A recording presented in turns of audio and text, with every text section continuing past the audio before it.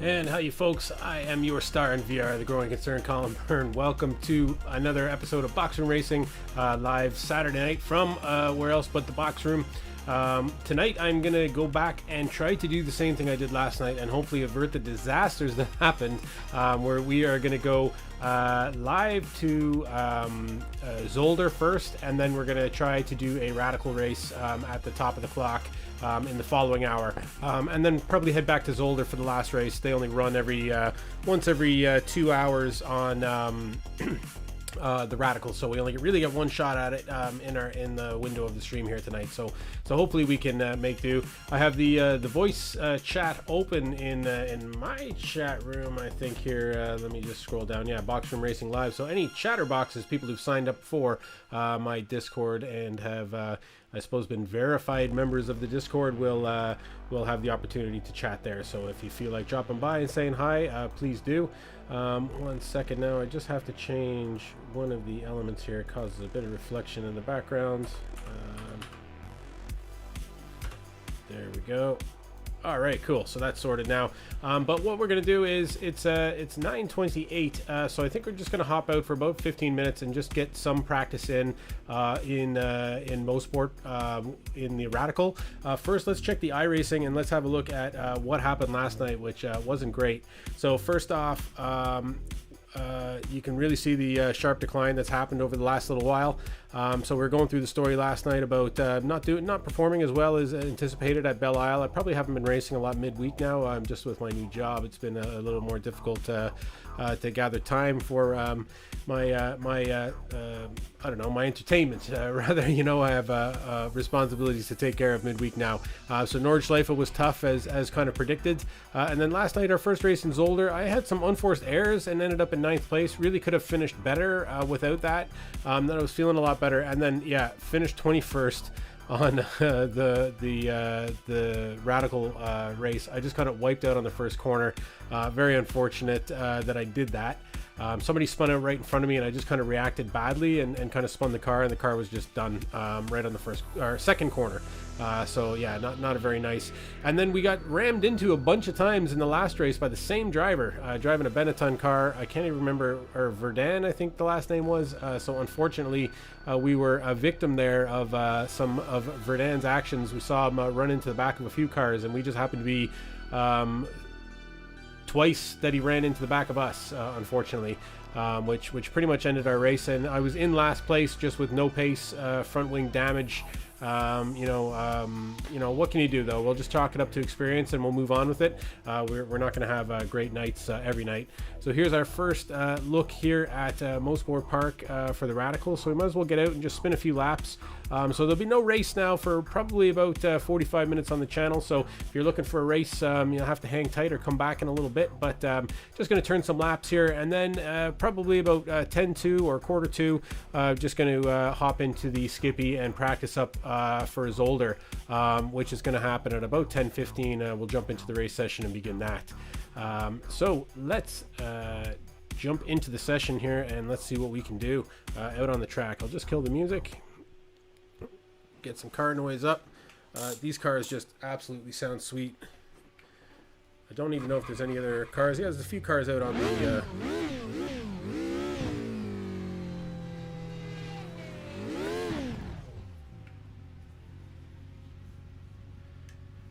okay. Oh, and I probably just have to make one change here in regards to my gear shifting. So anti-stall, I just go to auto blip on this one, and it just helps with the shifting quite a bit more. Pit lane speed limit is 56 kilometers per hour. Intake 6 clear. Push. Just try and get used to the speed here, I guess. Just turn that volume down a little bit. Might need to bring it back up a touch. Sure, we'll get the balance right here.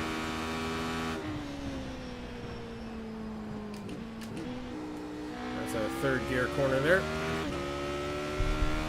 Just move this microphone up a bit. You can feel it on my hand. So these corners are terrifying in VR, let me tell you. So it seems to be third coming into Moss, down to second. Trying to get this corner as good as possible. Didn't do it very well through there, but I still have the car on the road, so I'm doing better than last night. Well, last night's race, anyways.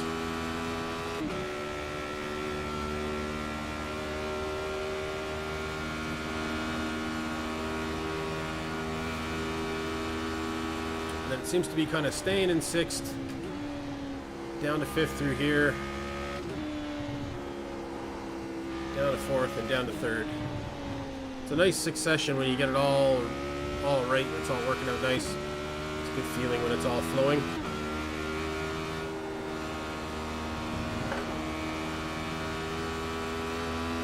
.111 seems to be the time to aim for.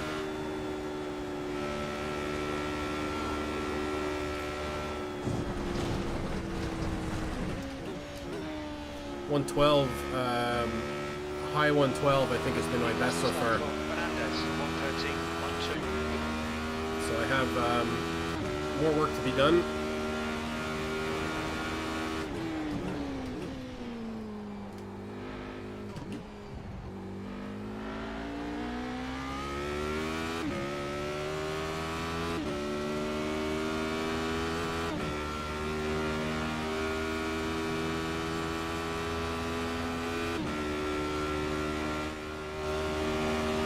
Try and get the engine noise balanced right there.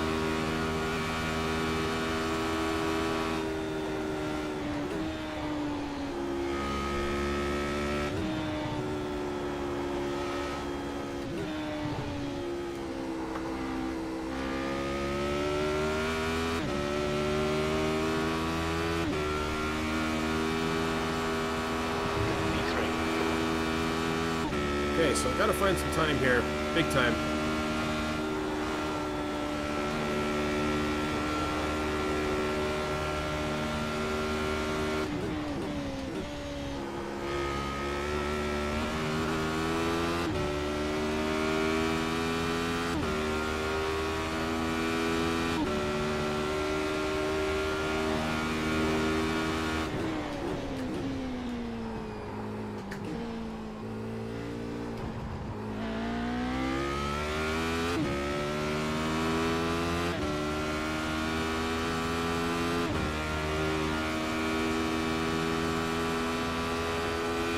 Through Moss Corner, heading up the Andretti straight here.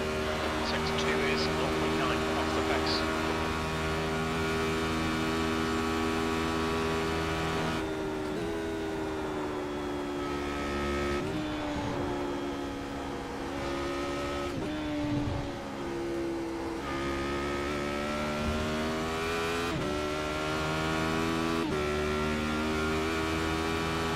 P2, you're now 0.1 off the pace. Sector 3 time is fast. So still lots of time to find here for me.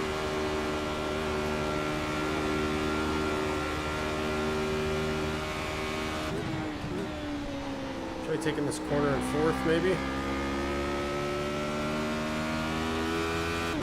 That seemed to work out pretty good. Sector 1 is 0.8 off the pace.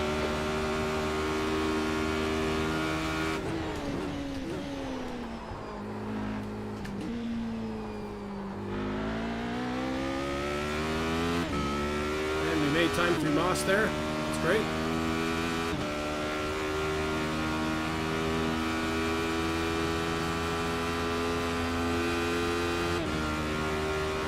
Sector 2 is 0.1 off the pace.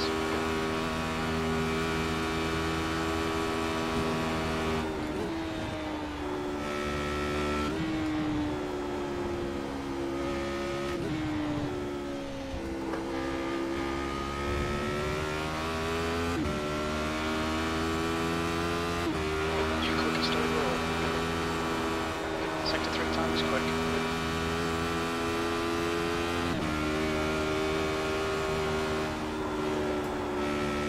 Oh, that's danger zone on this track, I tell you.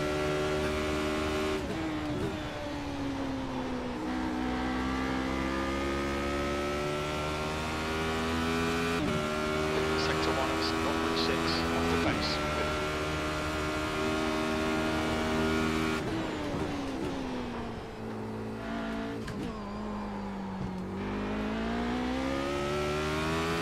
gained huge time there through Moss.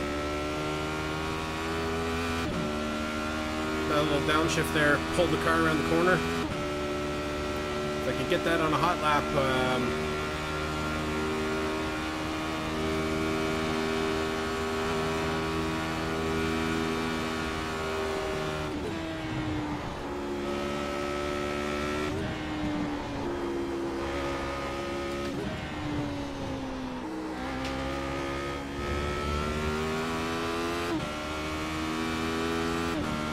push it a little more here at the top. 113.3.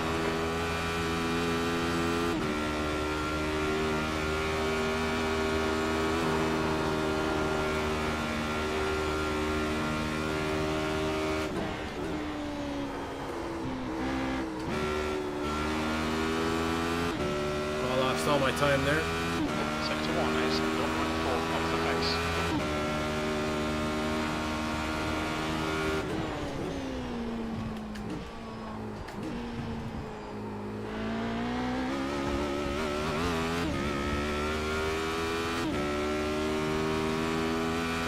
Yeah, coming down 2 gears there, and then delayed into the third and then into the second seemed to help a little bit. Didn't get as good an exit though. Sector 2 is a second off the pace. Losing time coming up the Andretti straight.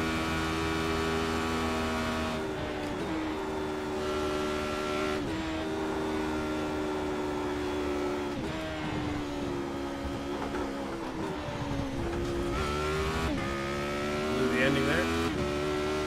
Which kills my next lap as well.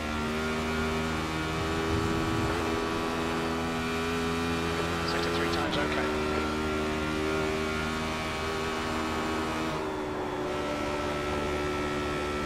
Bad line through there.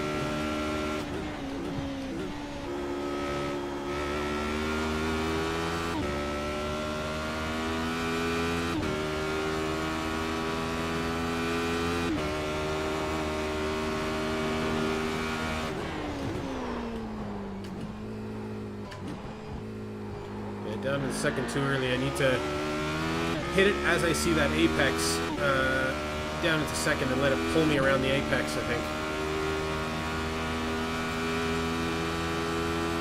Lead is just done at 111.3. Sector 2 is 1.1 seconds off the pace.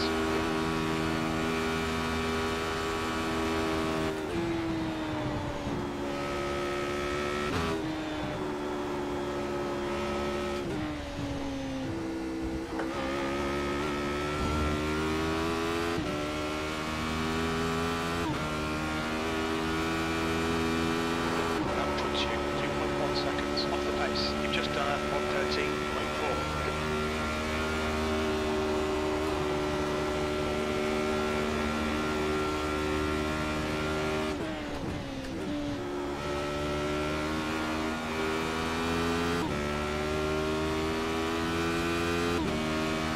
A bit too early for that corner there.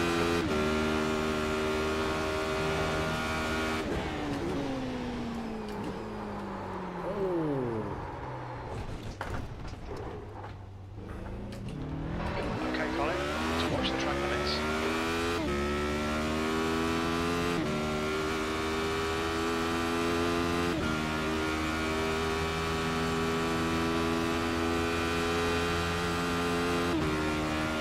Good feel in the car here.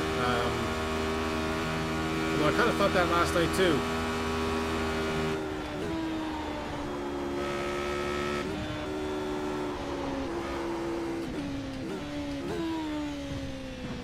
Let's get some pitting practice. Watch your speed. Activate limiter.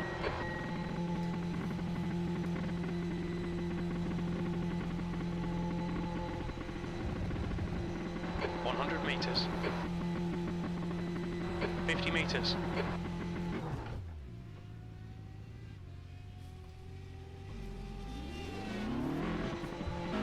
The exit's clear.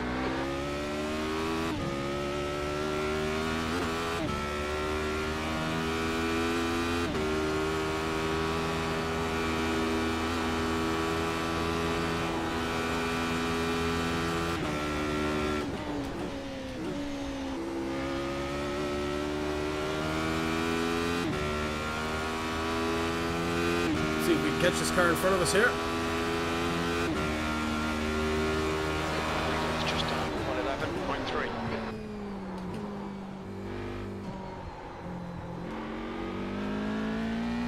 Certainly can. The guy behind has just done a 113.1.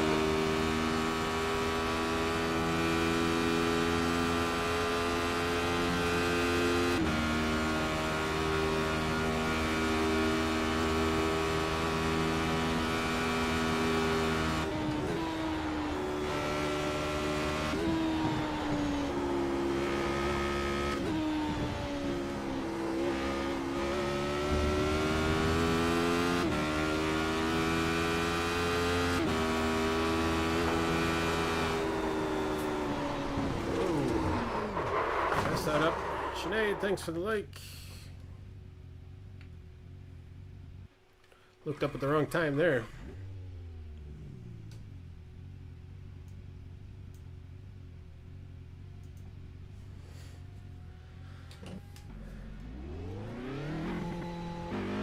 Car approaching. Watch your mirrors.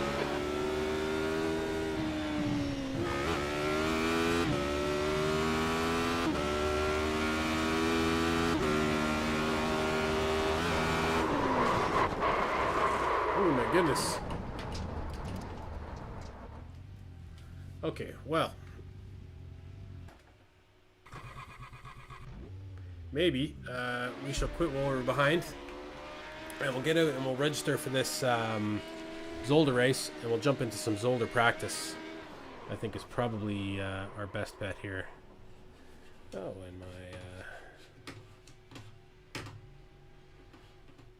music's not working. There we go.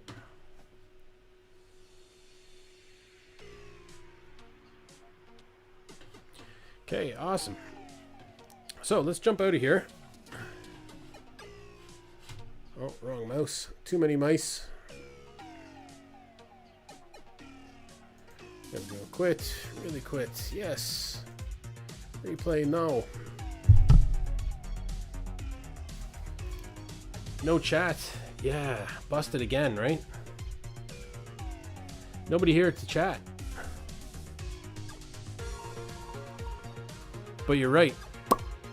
There we go. Chat involved. Saving the day again. My lovely, beautiful wife coming to save the day. Let me know about the chat and the lack thereof. Thank you very much. Okay, so there's about 15 seconds left here, and then I can register for this older race. Let's withdraw from this Radical session. Bit of fun, always exciting driving the Radical car. I was really excited heading into the race last night, and then I completely blew it on the second corner. But it led to that truck race and a few good moments with Flyby, so I think it was all well worth it. Yeah, very, very good fun. So I suppose it was all meant to be, right? It was all meant to be. And I'm randomly clicking around things here, and it's not working. But yeah.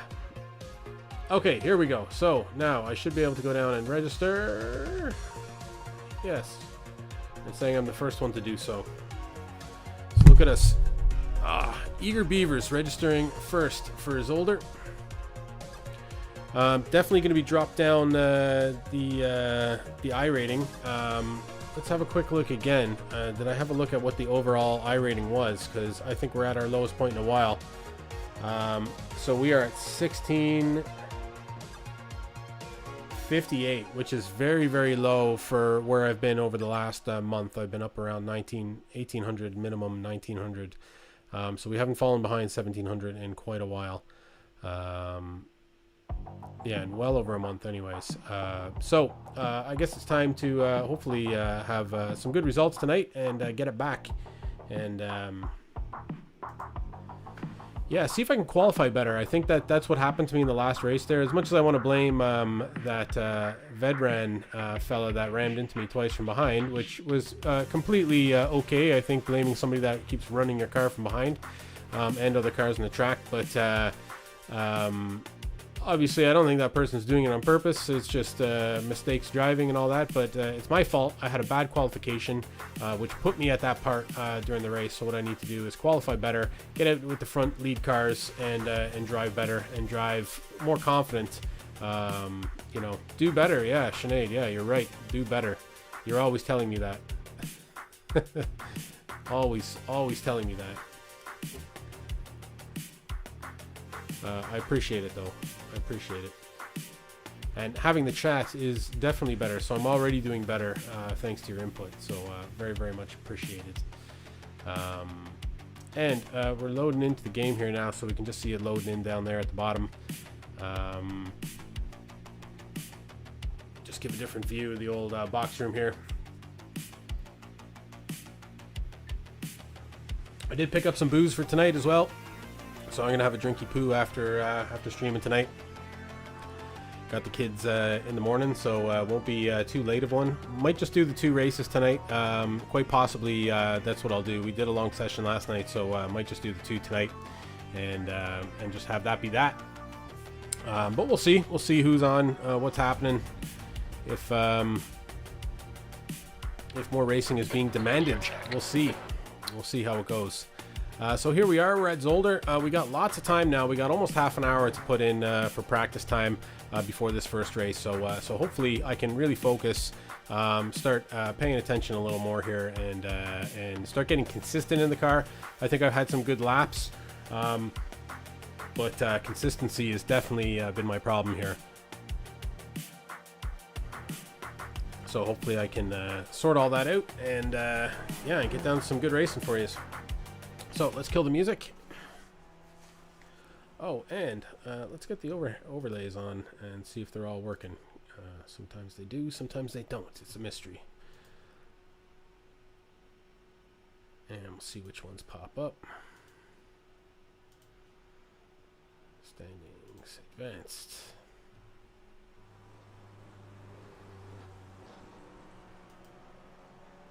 Okay, relative is there, so hopefully it just comes on.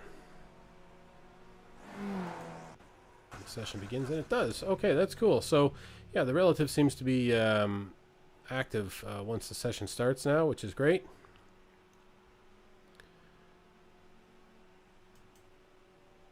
And I just have 1 or 2 options to take care of here. I need to just switch my shifting back to anti-stall clutch. There we go.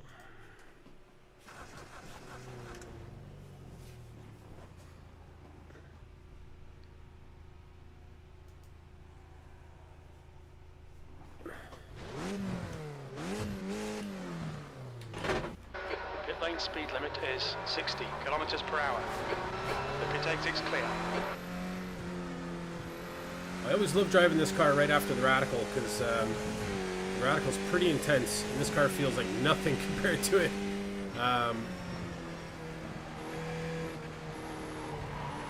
But obviously it's not the high speed that you're after in the Skip Barber, it's the precision and the fastest lap for Nolte, really making the most out of all those corners, you know? And keeping pace in this car, because there is very little power, so once you lose pace, it's tough to get it back. Probably kick up the engine noise a little bit there. There we go.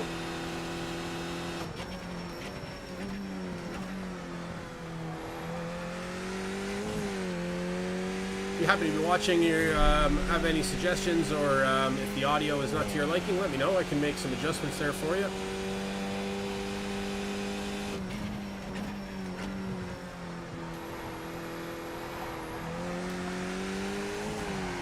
Just get out and turn some few soft laps here. Just get the feel for this track in the car again.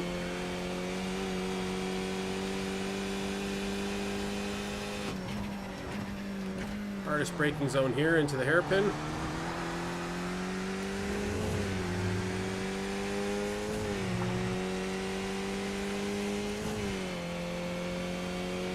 This corner here, I always feel like I'm not getting the full pace out of here that I should be getting.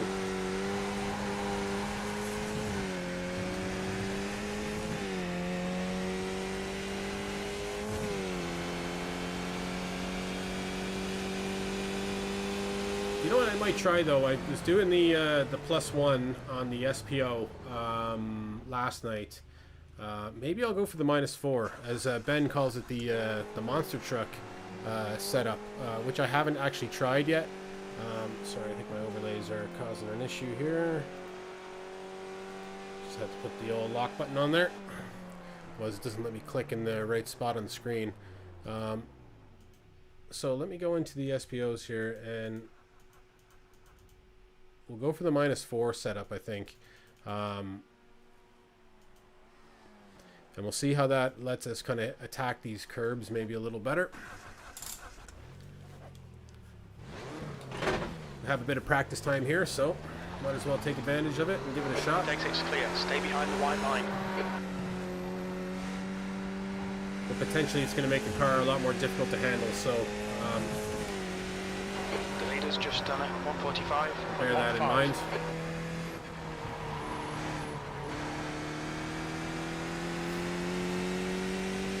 Weird exit onto this track. It took me a while when I first started playing this track. Like, where am I coming out of the pits? Because you completely bypass the first corner. It's kind of like Spa that way. But I suppose in Spa you're staring at Eau Rouge, and you know exactly where you are when you're staring at Eau Rouge.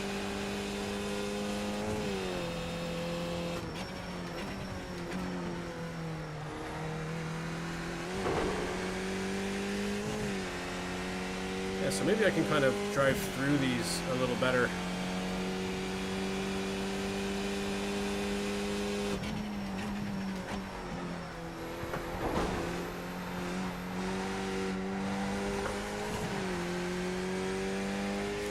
I'll try anyways. I'll try to take advantage a little more of the curb real estate.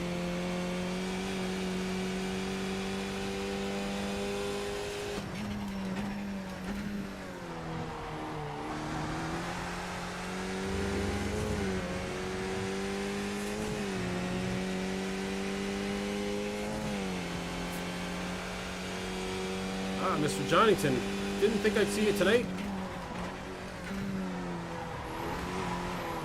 Oh. How's tricks? I assume you're busy and just checking in on the old Facebook.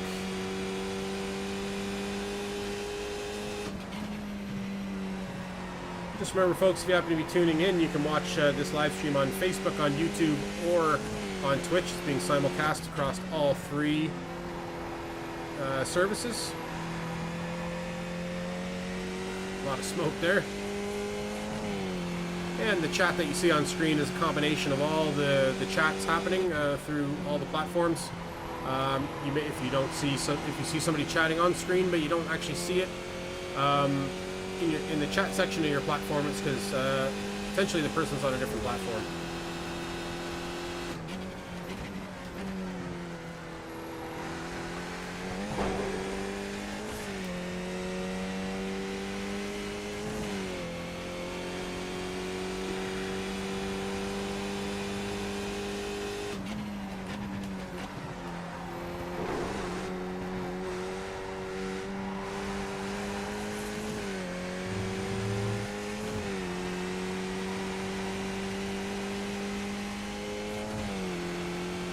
Let's see if we can just get some decent laps here.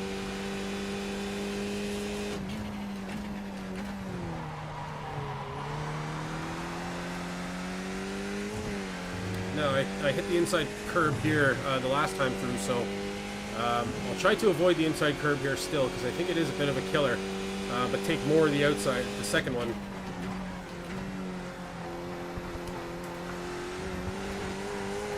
Alright, so that counts as an off-track taking that much of it. As you can see, the car is fine doing that.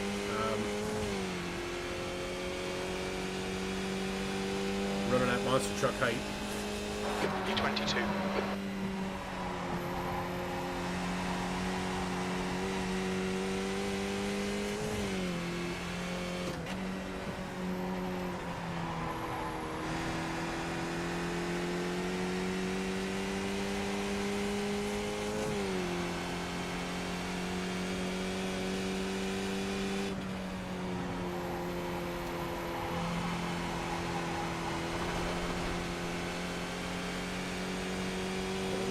hold that together there.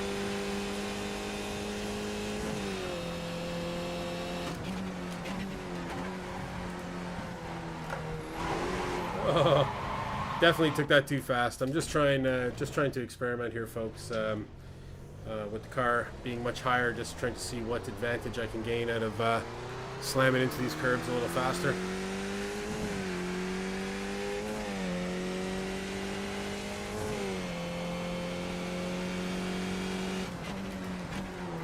Stay out of this fella's way here, just because right side. I don't want to ruin his lap.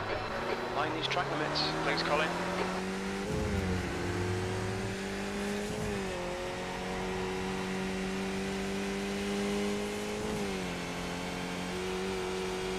Okay, car in front of us. Let's see if we can get down to business here. We got a jumper though.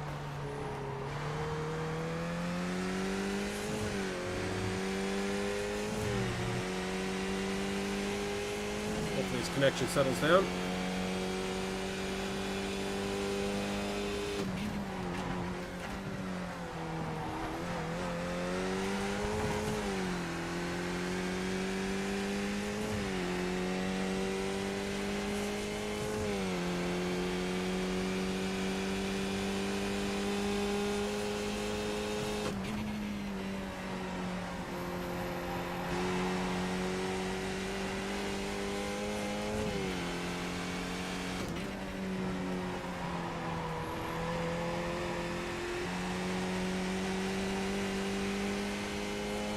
The guy behind has just done a 48.58.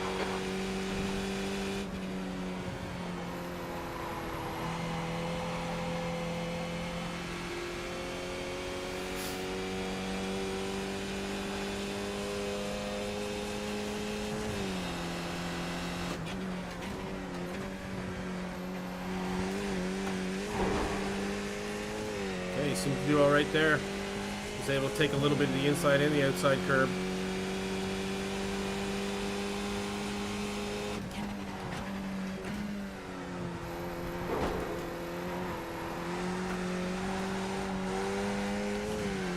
Looked up a little bit at the beginning there, but it looks like I can eat a bit of that first curve, which is going to be very helpful through that chicane,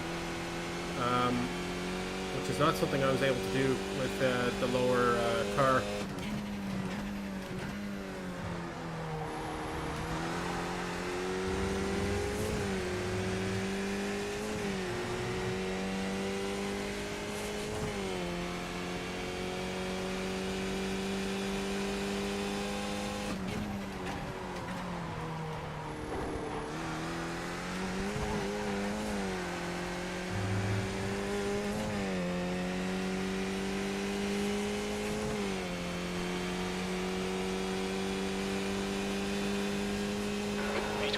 That puts you 2.4 seconds off the leader's pace.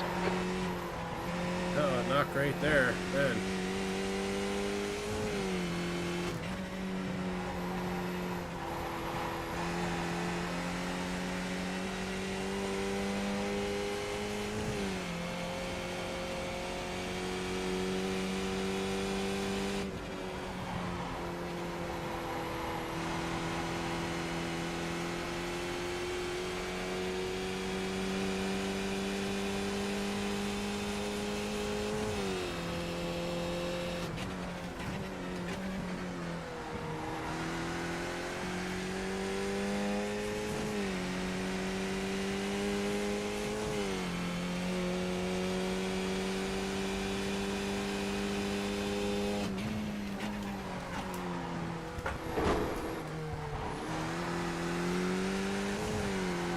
Seems like if you hit Track those limits, they'll invalidate this lap. white sausages on the second curb there, in that chicane, you just get a off track straight away.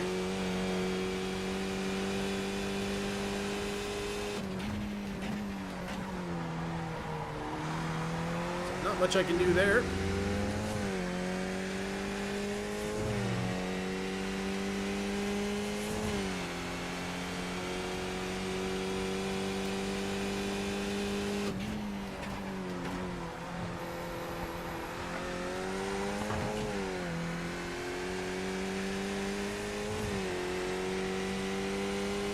So I think I need to really smooth out my corner entries here and get better exits, that's for sure.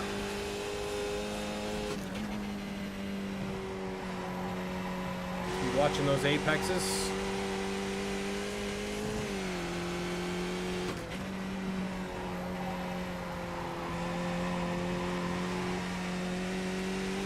That's a little better there at the beginning.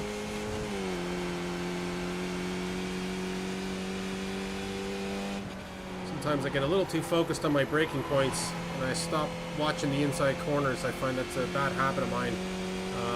So I got to make sure that I'm paying attention to where I'm looking.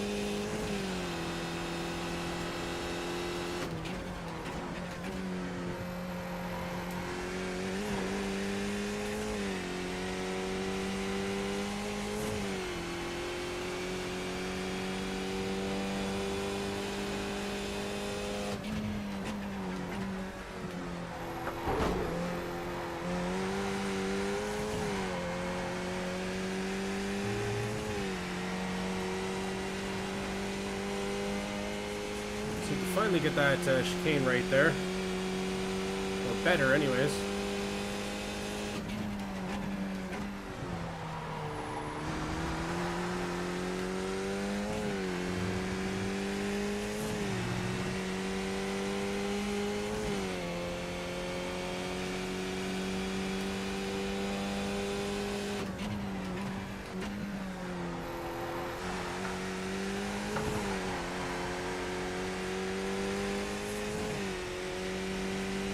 Much improved lap here from us.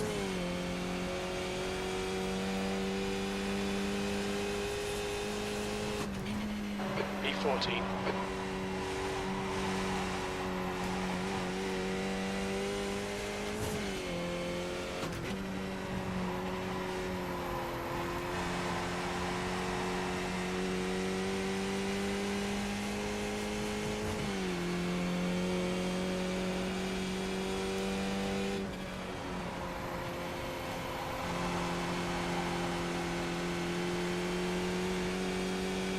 Okay, got that last one there a lot better. I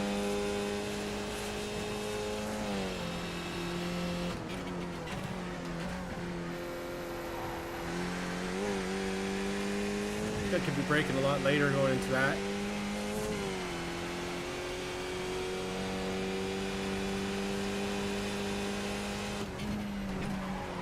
Oh. Watch the track limits, please, Colin. Touch the back tire, touch the grass there.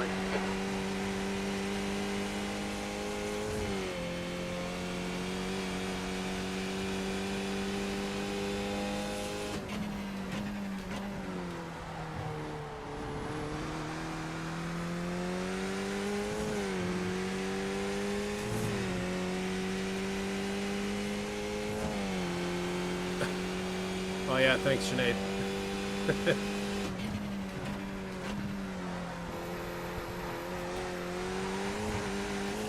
Well, I haven't put the car off the road yet. Well, I have. I just haven't done it here. E14's okay, I think. I don't really know. I don't actually know what a really good time is on this track. I wasn't paying attention last night.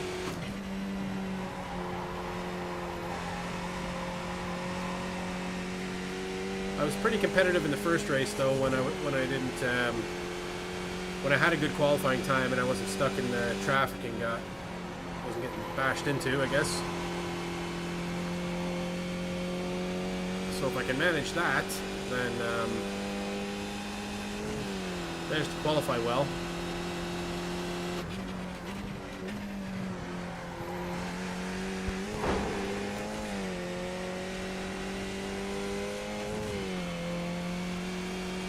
Then I should be able to stay out of trouble.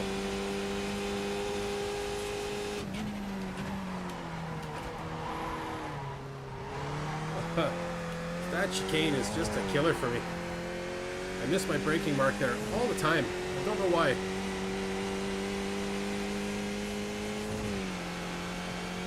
Need to really focus on that one.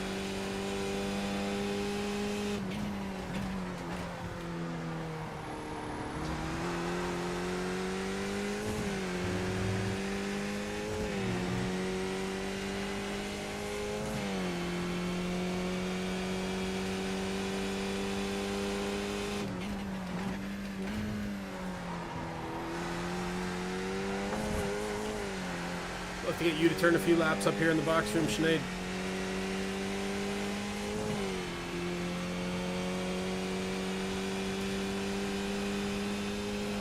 You're now 2.3 off the pace.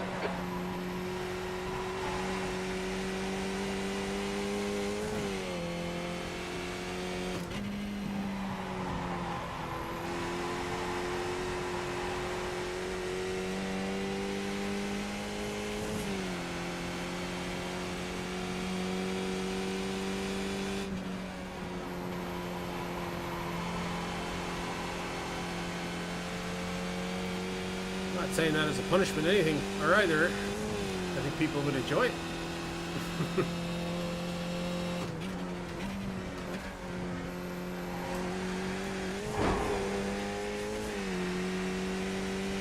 You might. Damn right you might do better than me.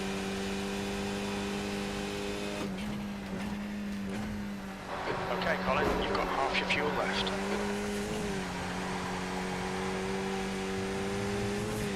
There would be nothing stopping you from being better than me at this, that's for sure.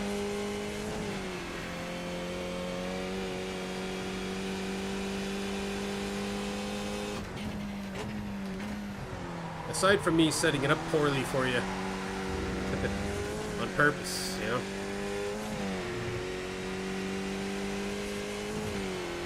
Alright, we got a bit hot lap going here.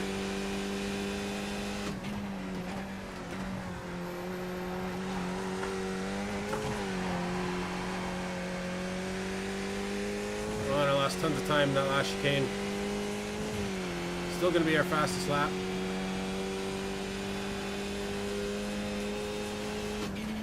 You've just done a 146.62.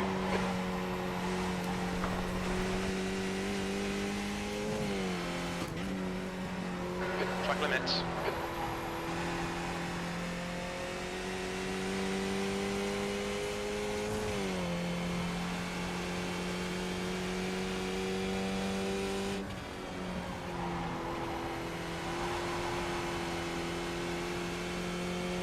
So 104 registered for this next race so far. To set up a rival channel.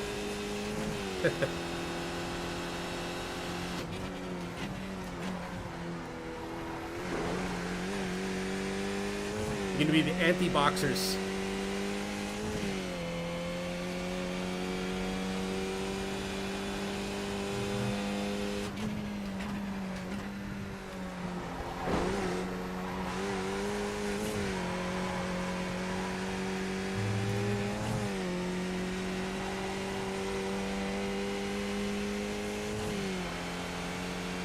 Hey Paul, how's it going, man? You racing today?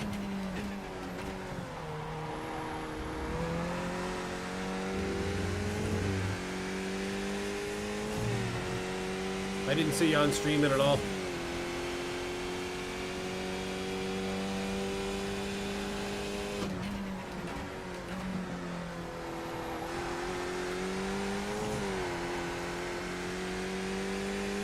Oh, only watched the F1? Yeah, I didn't watch it, but I saw the highlights of the qualification. Looked awesome.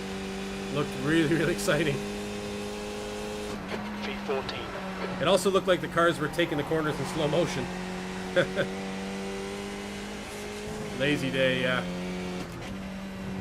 I kind of did the same today. Weather is really bad here. And I had the kids all day to myself. My wife was working. So we kind of had a lazy day indoors today. Watched a lot of cartoons. Painted some popsicle stick houses. All that good stuff.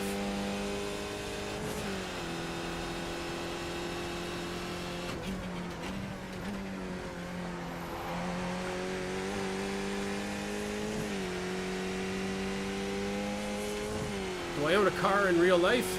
Yeah, I don't own a racing car, but we have cars.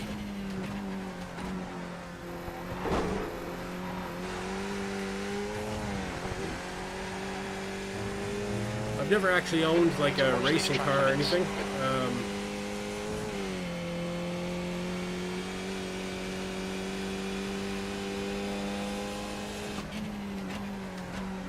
My first car, though, had a rather large engine by European standards. It was an 89 Pontiac Tempest, and it had a 2.8 liter engine. It had some power behind it, all right.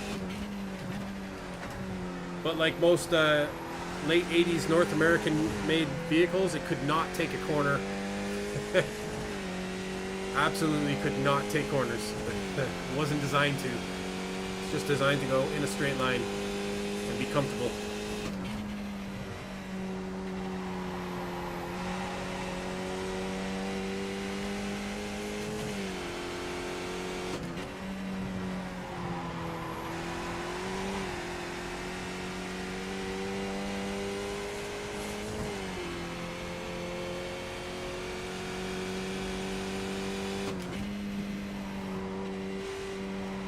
Yeah, the steering wheel's probably low, yeah, and the steering wheel would be quite low in my car as well. Got 10 minutes of fuel remaining.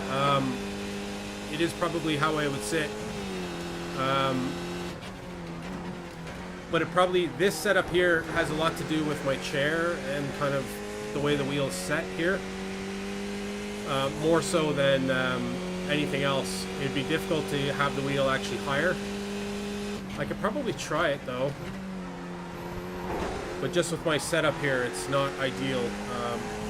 If I had a lower, like if I had a rig and my seat was much lower, I'd be able to kind of have the wheel higher. Yeah, you can't imagine driving that low. I think I'm just used to it from years of doing the sim racing.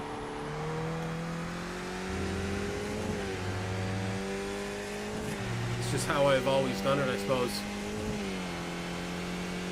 Yeah, the wheel at nose height, yeah. Yeah, like the NASCAR guys, I guess, right? You see those NASCARs, like, the wheel is, like, in the driver's face, like, and it's, like, right here.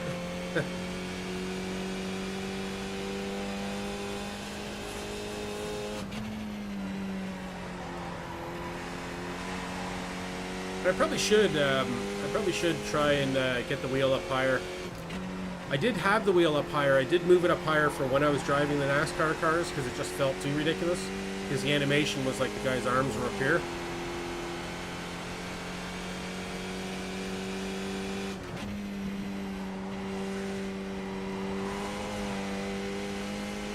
Oh, I shouldn't have downshifted there either. Also on Twitch, you see them with it at nose level? Yeah.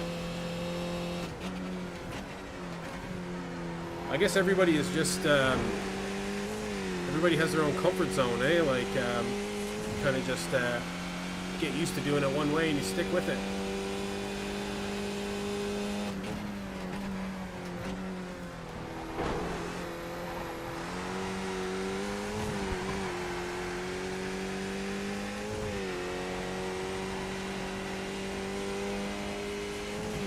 I think maybe in the future, if my situation changes at all and I end up getting a rig, which might be a few years down the road,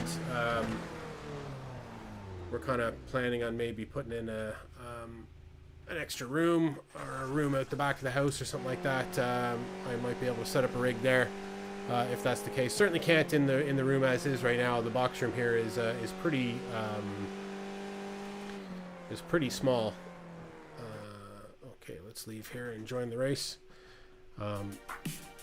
And currently, when I started the stream as well, I did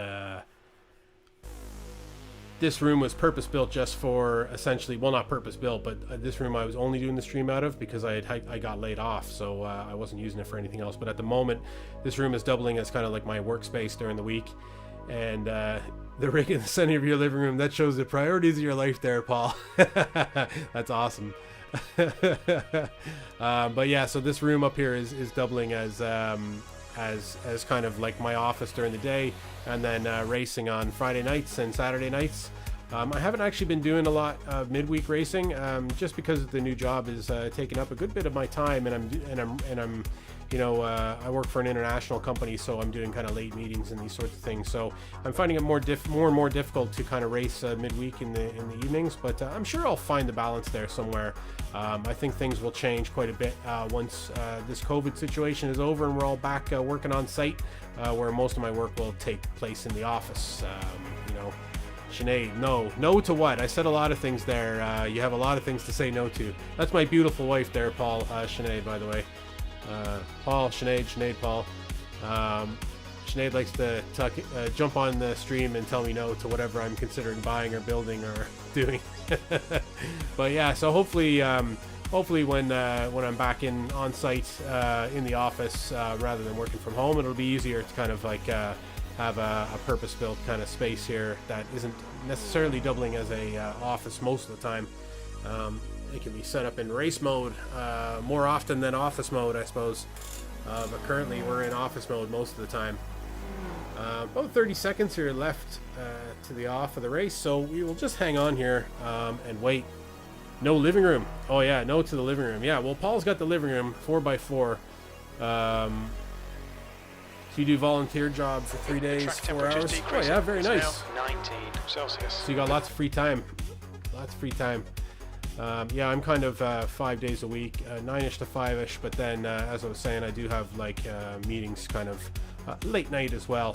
So I'm kind of not always on, but plenty of time. But you only drive at night, or you drive all day long. I've seen you on for like 8 hours, or you do like 10 races in one day. But you're definitely right though. You're on late night quite often. I've seen you on. Super late, and you're an hour later than me and you're still going, you know. So all right, goal for me tonight is race well and to not forget to change the scenes. Need to make sure I don't forget to change the scenes. Yeah, sometimes when you're in a good flow, and that's it, you know, when you're in a good flow and things are good, you don't want to stop, you don't want to quit while you're ahead, right? Okay, so music is done. Let's get out on the track and qualify. So I am car number 19. So limit is 60 kilometers per hour. I'm probably still up in a higher split. You can push now. I was kind of hoping to get dropped down a split. Let's get this done. It doesn't look like that's the case. So I might be in the second or third split here.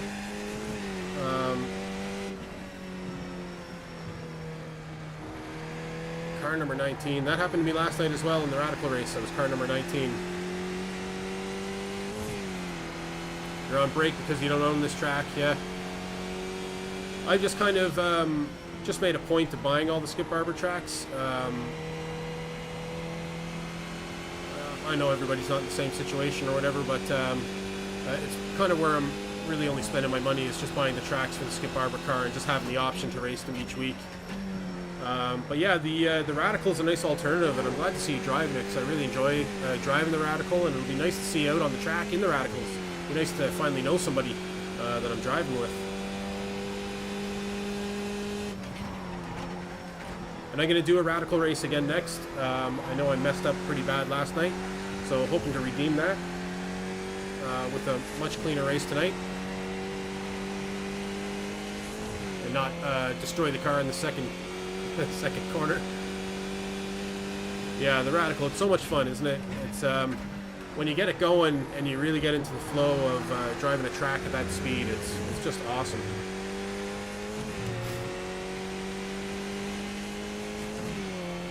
Okay, so here we go, coming around here to the start. First time lap here for Zolder for the night.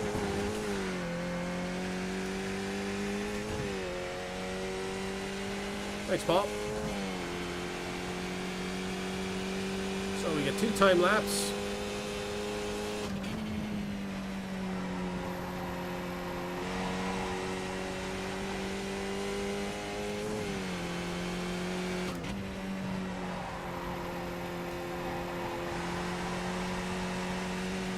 Okay, so far so good.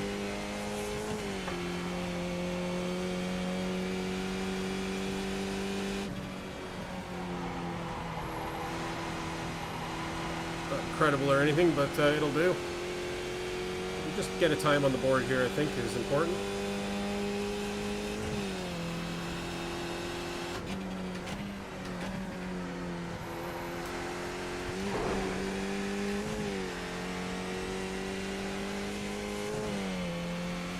Now this corner here I have trouble at often.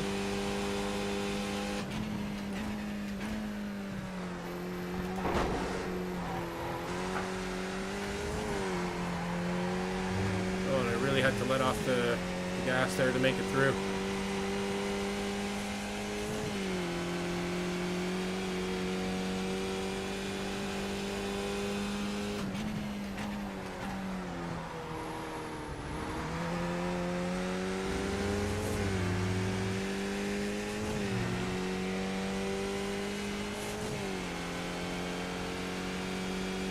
Okay, now let's try and do a good corner here. Last chicane. Probably about as much of those sausages as I can eat before I get an off track.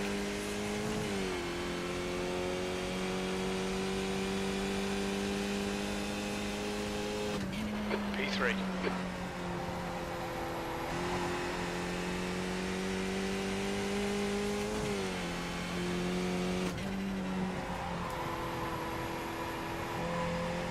Okay, not a good start to this lap here.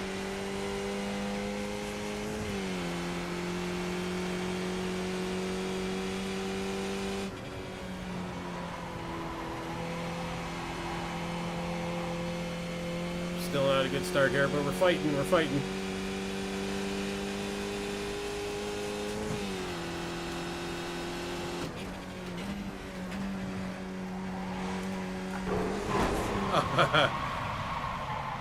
I just took too much. Just took too much. Okay, let's just wrap this up here.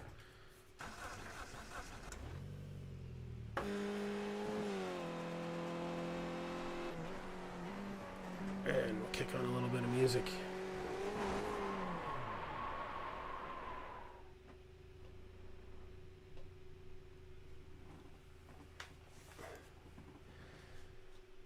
Find out what's going on with the music. New fastest lap for Webber, 147.10. The leader has just done a 146.78.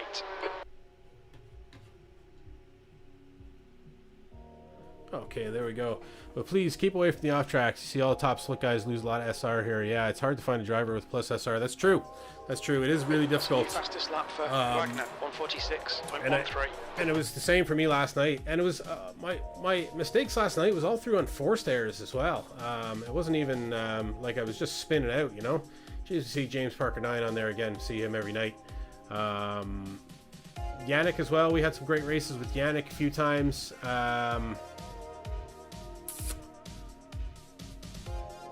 Paul, we've seen Paul last night as well.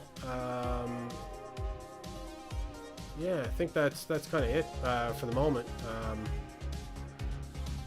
And we're sitting P5, so not too bad. Not too bad at all.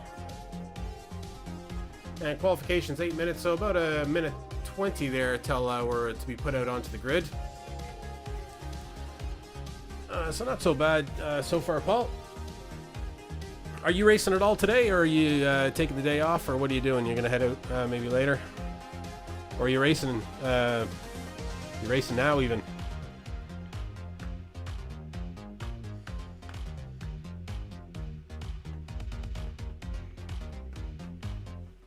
And just looking on the screen, I can put up the betting info there in case anybody watching wants to throw up a bet. You can only throw up a bet if you happen to be on if you happen to be watching on Twitch. Feel free. There's the instructions there. All you have to do is put in a exclamation mark and the word bet, and then a space, and then either win, top 5, finish, or crash are the 4 different types of bets. Top 5 win covers first place, top 5 covers places 5 through 2, finish covers all the other places, and crash is if I end up crashing during the race and have to be towed back to the pits. You start with 1,000 bucks. If you drop to 0, you'll get 1,000 back again. It's only for fun, so if you feel like jumping in and doing some of the fun betting, feel free. Yeah, it'd be fun for anybody to join in and do it. So the bets are open now anyway, so I start 6th. Okay, great. So let's pop out onto the grid. I'll kill this music.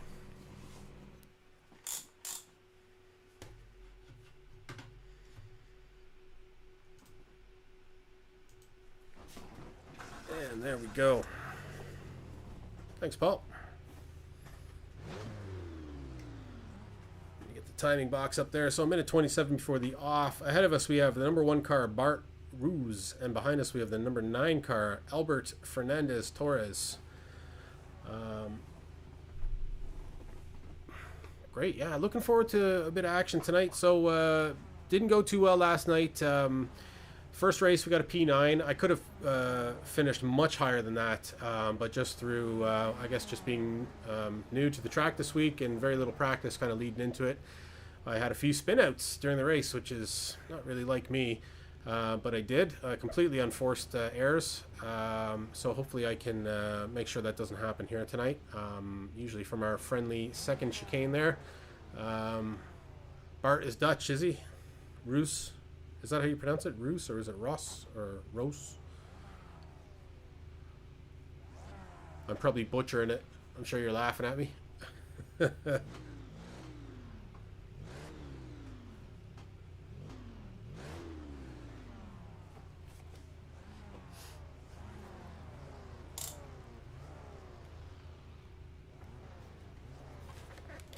Okay, here we go.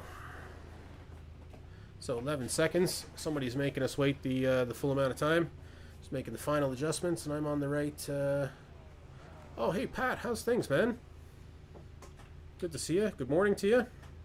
The air temp is 18 Celsius. The track temp is 19 Celsius. Here we go. Skip Okay, Barber and fine. Zolder. Get ready. Go, go, go. And we're off. Good jump by this pink car here behind us.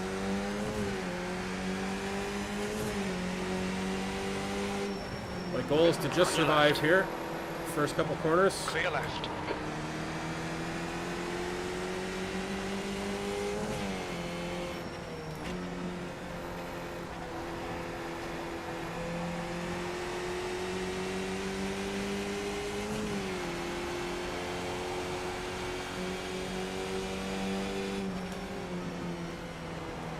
This guy's looking a little dangerous behind me, but I'm having to slow down for the guys in front, so hopefully he doesn't try and dive bomb or anything.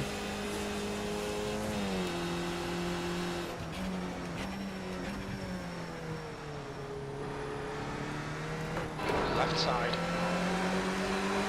He's still Could there. have put my foot right through that, but Hold your line. I decided not to. Hold your line. He's still there.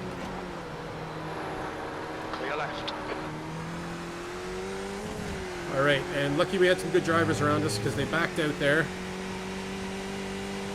That corner was ours, fair game, but you know, sometimes people just don't back out.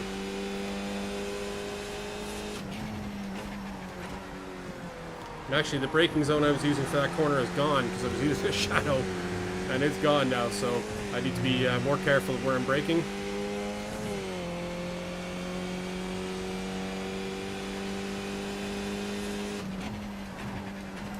I think P2's pinned it in. Big spot.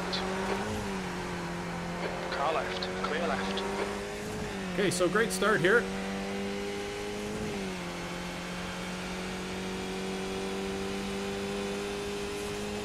P4. Oh, hopefully I don't get I got an off track by then. We just had a warning for cutting the track. Yeah, didn't want to get the old black flag there. Kind of messed up this corner a little bit too. So I need to sort it out here, settle in.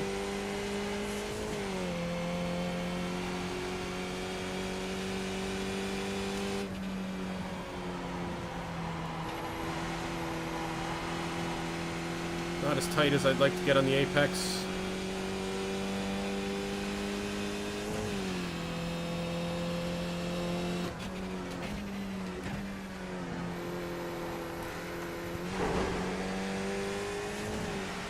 Got the pace here to get around this fella now. Left side. Still there. Still there. He's still there. Clear left.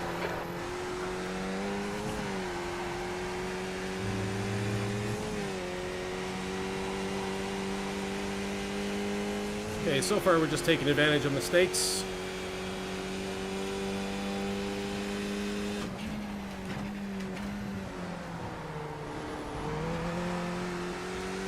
on, a huge accident behind us. It looks like That easily could have been us. Somebody was dive bombing big time there.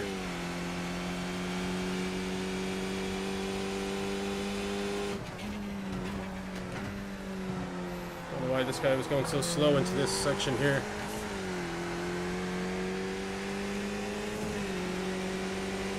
car right. Is there something wrong with his car or what? There's an incident in turn 1. We think it might be Rio. Right side's clear. P2.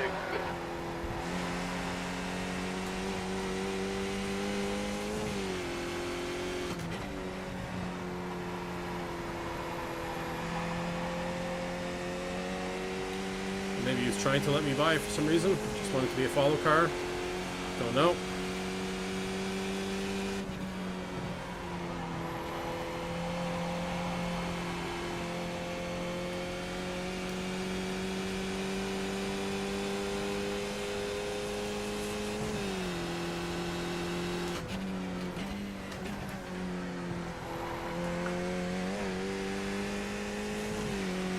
Okay, we're gaining on him anyways. Paul's countryman there, Bart.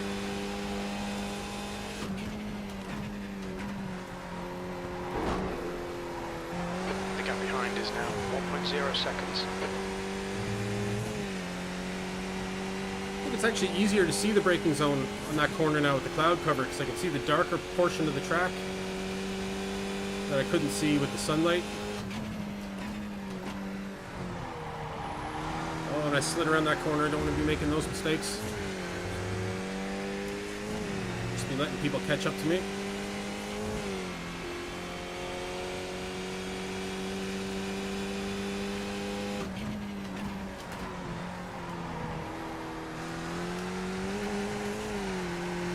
I think P2 has gone off in Xbox. Don't know if that was somebody going off there or somebody going into the pits or what. That's the fastest lap. The guy behind has just done a 147.13.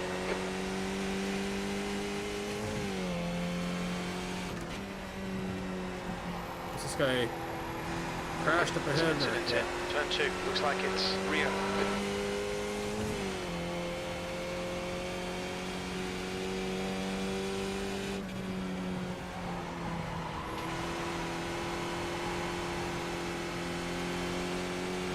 We got Yannick behind us, so let's see what we can do with the pace. Mark seems to be in another class in front of us here.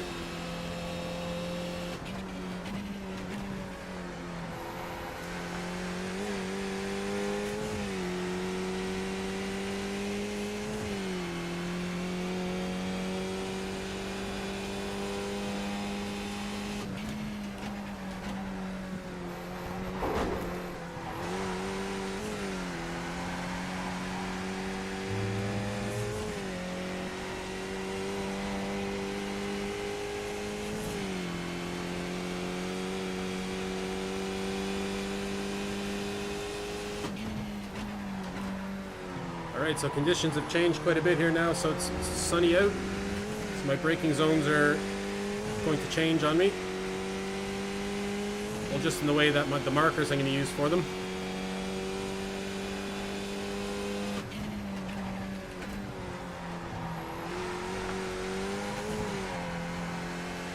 I'm not driving incredibly well here. Yannick is catching me a little bit now. New fastest lap for Wagner, 146. Long time left, 10 laps left to go here. The guy behind has just done a 146.59.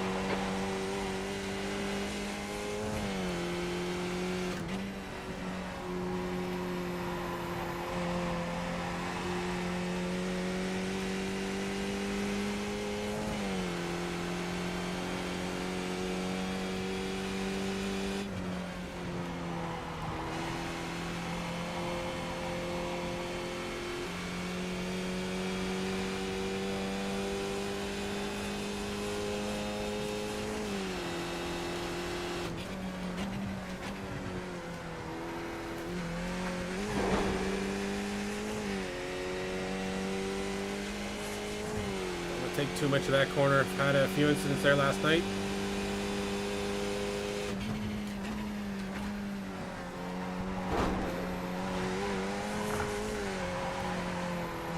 butchered that corner there. I knew my entry was going to suffer with the harsh shadows on the ground. So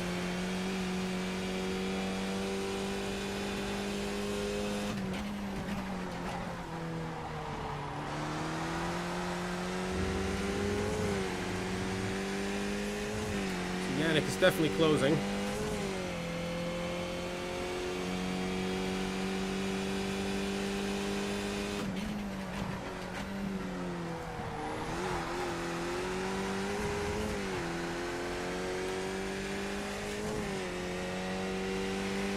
Fastest lap for Wagner, 146.36. Okay, Colin, don't be intimidated by this little shit. Make him work for it. He's faster than you into the first chicane. That lap time was 147.48. Yeah, I'd say he's faster than me into everywhere, Jim.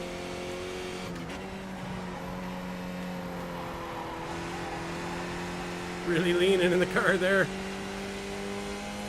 Don't look too much behind. Yeah, it's good tip, Paul. Just focus on the road here.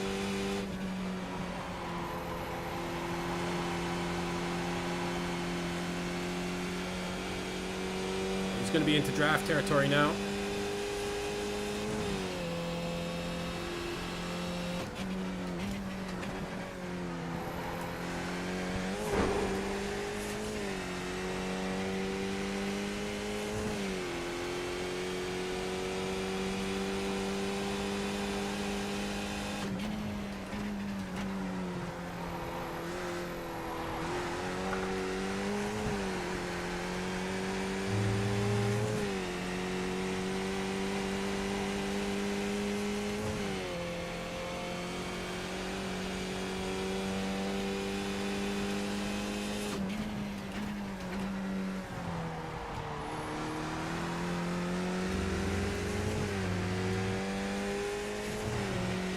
I made up a bit of time on him. Lucky you don't have those overlays. Yeah, I don't see those overlays, the ones that I have on the stream. Only you guys see them. I just see the normal iRacing ones. That's a new fastest lap for Wagner, 146.00.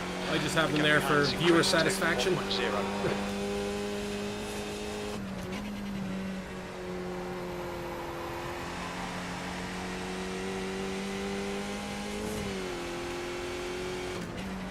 Alright, the sun's gone in behind a cloud again, so it's kind of like somebody turned out the lights.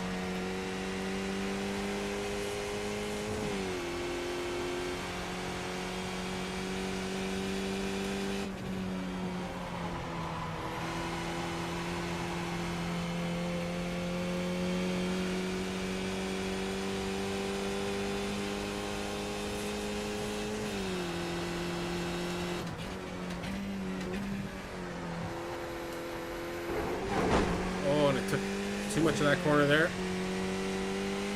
Okay. Yeah, you can hear Jim tell me about the driver behind, yeah.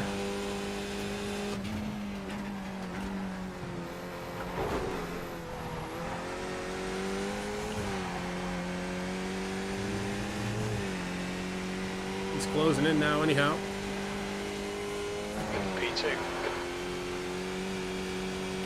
Not too concerned though.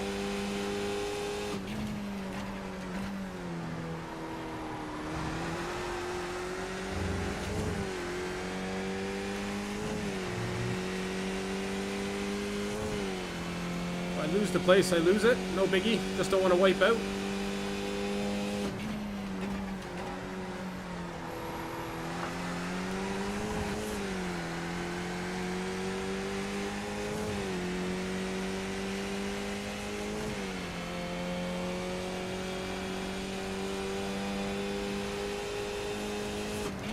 Okay, Colin, you're halfway home. Got plenty of fuel.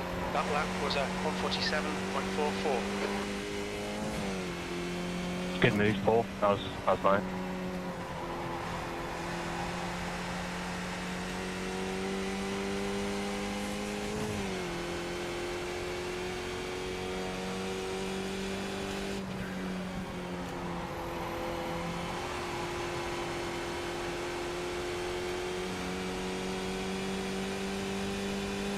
You don't want to hear about the driver behind? No, I generally do.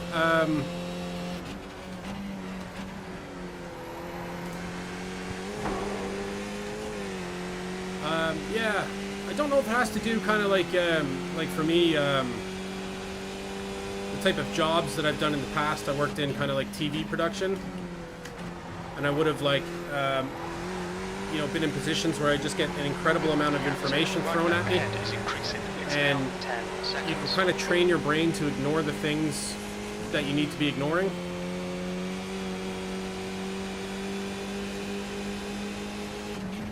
On your right side's clear. So I didn't quite leave the door open for him there.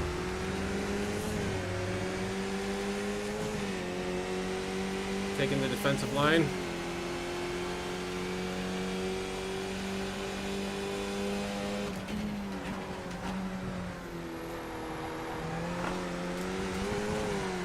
Fastest lap for Wagner, 1:45.54. Oh man, got a bot in the stream there.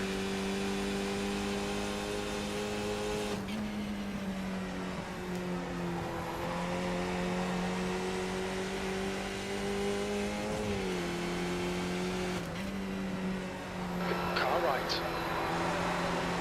Alright, so he's got on the inside of me here. Fair play to him. Hold your line. Still there. Still there. Clear right. Car right. Make him take Hold your line. some speed off his exit. Still there. He's still there. Hold your line. Clear right.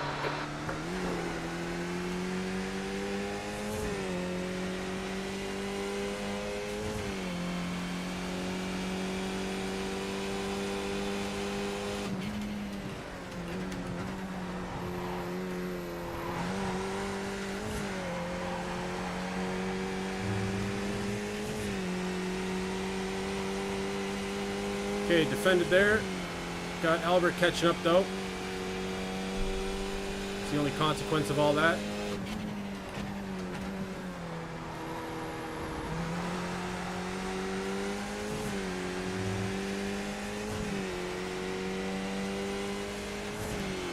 Yeah, I don't know.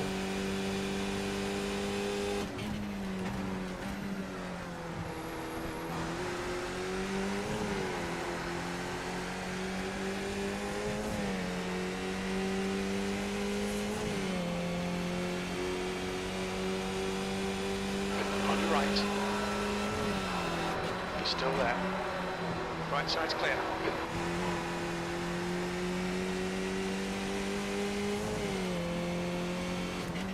Car right. Cristian, Still there.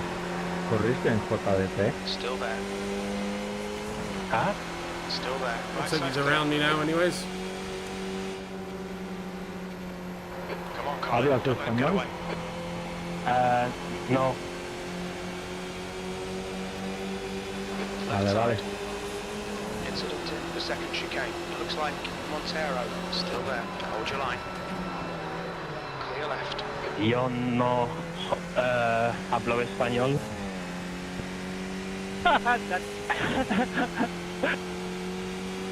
Yo no soy marinero. Soy capitán.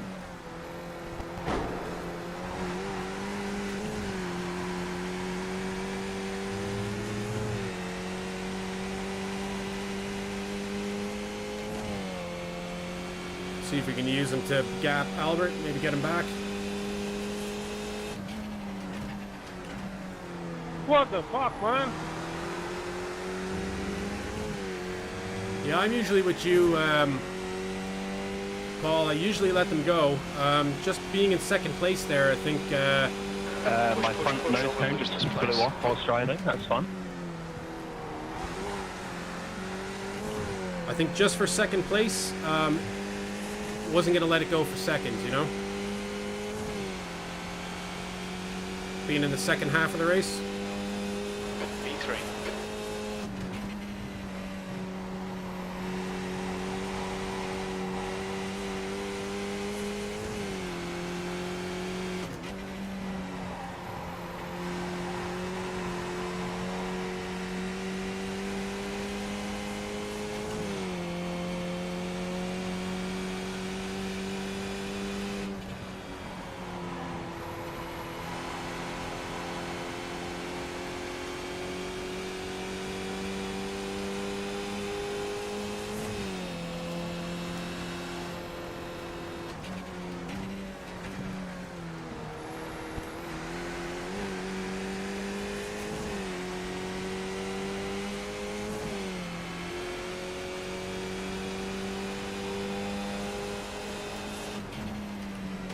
Car right.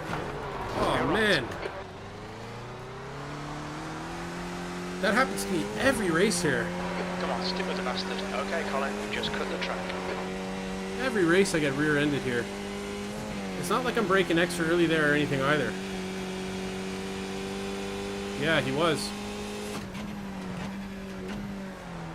Which doesn't make sense, because, like, there's still time.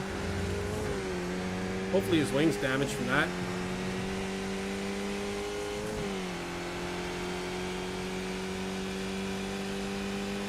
This new fastest lap for Wagner, 1:45.23.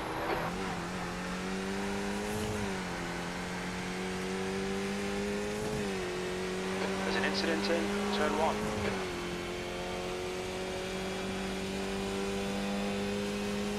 Dirty pass.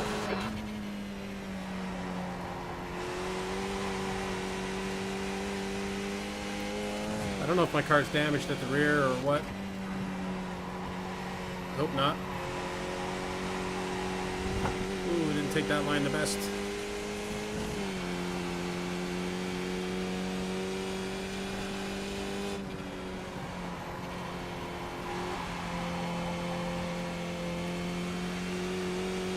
See if we can get him. Yeah. Looked like it might have been a bit of net code as well, because the way it contacted.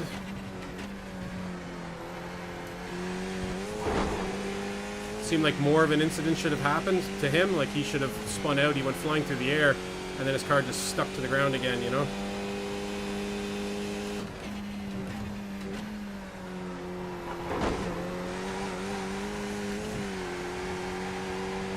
So maybe from his point of view, it wasn't as close an incident as it was for mine.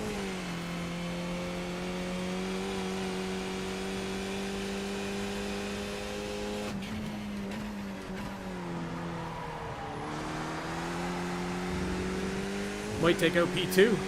Yeah. You might do. You might do.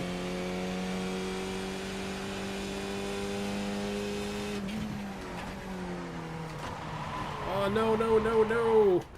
What am I doing? Ah, every race I'm doing something stupid like that.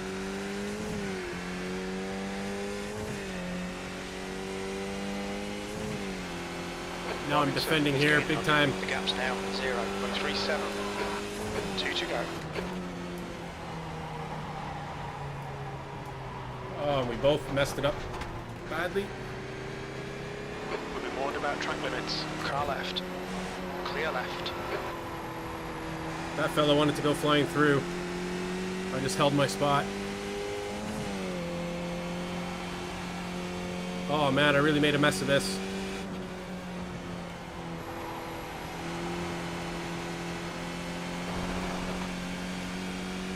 And what are we, lap 13 to 14?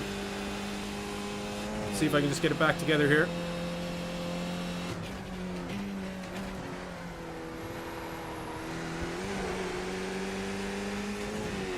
This guy's through. Good corner by him. Still there. Still there. Hold your line. He's still there. Still there. Clear right. Oh man. Clear right. Clear right. I had to do some serious avoidance there. Oh, Jesus. Track limits. Keep it between the lines. Okay, well, sorry folks. That was a bad one.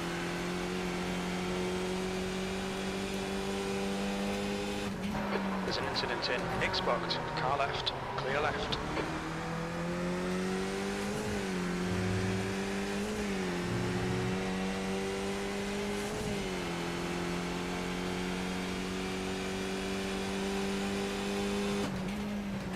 Car right. Clear right.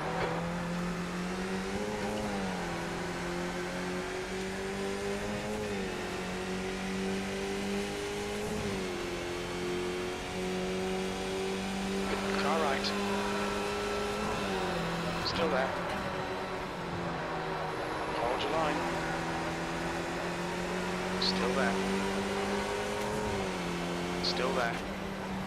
Clear right, car right, clear right, car right, right side's clear. Car left. Hold your line. He's still there. Clear left. It's coming back. On your right. He's still there. Incident in the first chicane. Still there.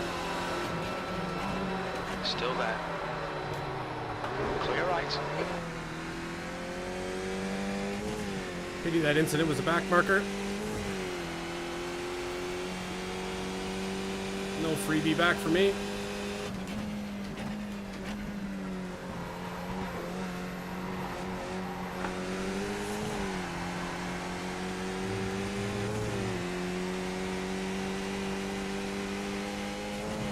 Oh, Paul, have I ever fucked this one up, man?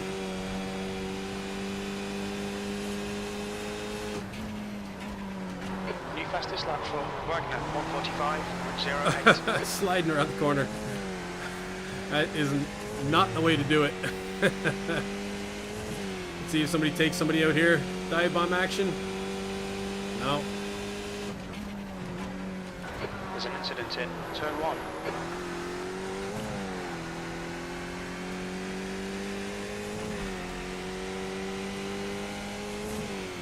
Ah, well. Yellow flag, keep your wits about you, mate. P8, that's the end of the race. Bad luck, mate.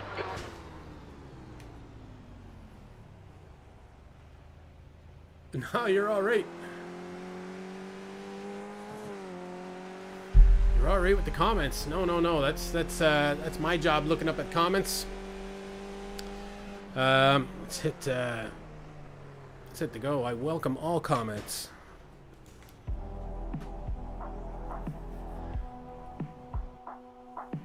Eve Bob. Yeah, no, appreciate the comments. Thanks for stopping by and watching. Yeah, I really blew it there, man. Really blew it. Not good. Not happy with that one. What time are we at? 55 after. Let's jump out of this one really quick and let's get registered for this Radical race, which is starting in 5 minutes. So we'll go straight into the next one. But at the very least, that was a top 10 finish. Should salvage a little bit of IR for that, which is desperately needed. Just need to start getting those top 10 finishes back again. Potentially could have had a P2 or a P3 there. Looked like a P3 was in the bag. Until Eve Bob made his comment. No, it looked like P3 was in the bag there until I got rear-ended, dive bombed and rear-ended, and then I don't know if I was rattled. I just had a late downshift into first there, and my car spun going into that corner, probably taking it too fast. Yeah, just lost focus. Seems to be a common thing with me and Zolder. Just seems to be losing focus there for some reason, somehow. I don't know why. But yeah, hopefully we can avoid that next time that we're racing there. Just not enough midweek practice, I think. You know. Yeah. Sorry, folks. Sorry. Should be a nice, interesting race here now coming up in Mo Sport in the Radical. Did it last night, and I crashed in the second corner, and I was out. But that hopefully won't be the case again, because then we did trucks, and the trucks were a disaster. There was people parked in the middle of the track. You did chat too much? No, Paul. No, not at all. I can always avoid the chat. I can not look at the chat. Yeah, Pat. Yeah, I was unlucky, and it all just seemed to be crumbled down around me, and I'm willing to accept that. I made mistakes there. Chat is good. Used to the chat. Love the chat. So please keep chatting. Makes the channel interesting, and makes it fun, right? That's the whole thing. No, I know. Yeah, tension is on the track, but sure, if I wanted to just solely focus on track attention, I could easily just drive and not stream, you know. So the whole point of this is to have a bit of connection, have a bit of fun, have a bit of chat back and forth with you kind folk that decide to take the time that your eyeballs have and point them in the direction of this stream. So I much appreciate that, and I really welcome all the chat. If I'm in a moment or a tense moment where I shouldn't be looking at the chat and I do, that's on me. So don't ever feel that putting a chat up on the stream at any time does anything to me on the track. I can just ignore it. It's up in the sky. It's not in my face. I have to look up. So I really should just be looking up on the straights. And it is generally what I do. I just look up when I'm on the straight to check in on the chat, you know. Okay, and I'm just missing one of my overlays here. And it is the advanced panel. Okay, there we go. So now that I got that up, just want to go in and change my shifting method here, or shifting aid from anti-stall clutch to auto blip. Just don't do the blip in here, and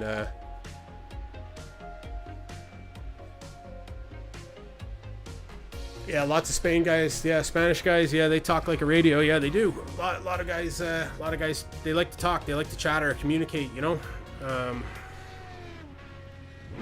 I get it, you know. Just turn the noise back a little bit, gain volume. This car is a good bit louder. Limit is 56 so now we're in for a lot of faster action here. So hopefully I'm in the lower split here now than I was last night. Because my times weren't quite up to par with the top split.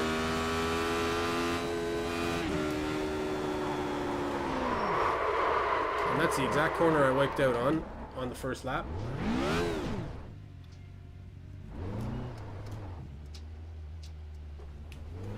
Let's just get used to this car as much as we can. Did a 112.1? Yeah, that's nice, man. I need to get into those 111s. 111s is where it's at, right? More races? Hey, Bob. Yeah, man, we're going to do at least this one here. Radical Motorsport going to start, like, now. 111.5. It's going to start in, like, a minute or two. Qualification will, anyways. And I may do another one from Zolder, I'm not sure. So I'm just going to bring the game volume down there a little bit. See, the race session is ready. I'm just going to drive this till I get around to the end of this lap at least. So staying in 6th here. Dropping a 5th. Dropping a 4th. And then dropping a 3rd. So I used to be half decent in the Radicals, just haven't really driven in a while. I decided to turn my focus to the Skip Barbers, which are a lot slower, so it's a much different challenge driving this car. Now let's get into a race session. Yeah, you haven't attended a race, but if you're in the lower split, Paul, there's a good chance that you know, getting 112s will be way more than enough to do very well in the race. Depending on what your iRating is. I think you said you increased your iRating, though. You're up around 18 or 1900, were you? So if I get dumped in the top split here, it's going to be very difficult. 2024, oh wow, congrats, man. You got over that 2K mark. That's awesome. Yeah, awesome. Yeah. Mosport, yeah, someone is definitely going to go off in Moss Corner if I make it that far, Bob. So last night I did this track and I wiped out in the second corner and my race was over. so there you go. And Eve Bob, sorry, we got two Bobs there. So we got Robert Arnovich, who is Bob, and we got Eve Bob. Started iRacing 5 days ago, had your fair share of kills at Zolder in the skip. Yeah, man. So you started iRacing 5 days ago, so you must have blew through the Mazdas then to get into the Skip Barbers, yeah? Yeah, Zolder is a difficult track. Not a big fan of it, to be honest. A lot of kills going on there. Just all the chicanes. Everybody, yeah, 4 races. Yeah, awesome, man. Yeah, great start, man. Great start. And yeah, Skip Barber is so much fun. A lot of people don't actually, you know, like some people see it as a progression thing to get through the Skip Barber and then get on to, you know, the next series. And then there's a lot of people, a big community there that that just love to stick with the Skip Barbers, you know. Oh, and just to note for everybody, we do have betting on this channel for anybody that is on Twitch. I'll put up the rules here if you're into that sort of thing. It is it's obviously not real money. It's bucks, but you type a exclamation mark and the word bet together, and then the type of bet, which is either win, which is first place, top 5, which is place 5 through 2, finish, which is any other place, or crash, and that's me actually needing to be towed back to the pits, would result in a crash. You start with 1,000 bucks. If you hit 0, you can just you get 1,000 back again, so you're never at 0 and left there. So yeah, have fun. If you're on Twitch, feel free to hit that up and have some fun. Okay, so looks like our qualification session is ready to rock here. Let's get out and see what kind of lap we can put down. Glad to have you along, Bob, Paul, and Pat as well. Glad to have you folks along for the ride here. And saying away in tech here, so let's see what's going on. Don't know why the qualification session hasn't started yet.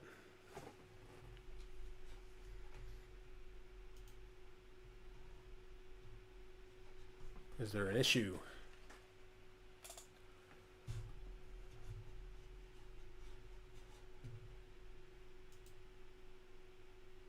Oh, there's a bit of freezing here going on in my headset.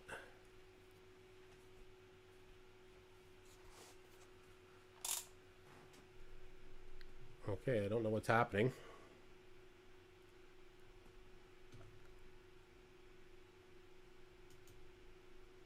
Will I just quit and rejoin? I'll quit and rejoin and see what's going on here. Not entirely sure what the deal is.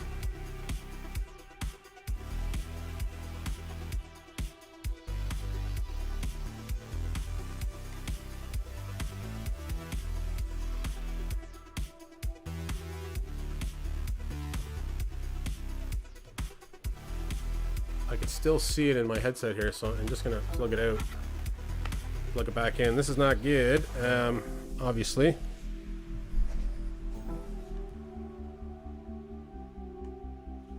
So we'll enable the Oculus Link beta. See if it loads back in. And haven't had a technical difficulty yet with this Quest 2. So unfortunately, having one now.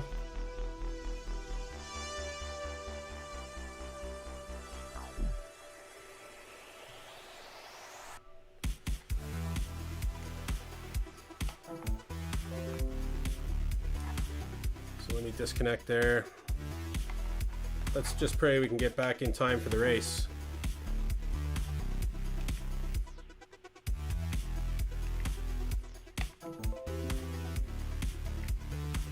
Okay, so the menu's there. Quest seems to be working okay. Is the PC app just not working?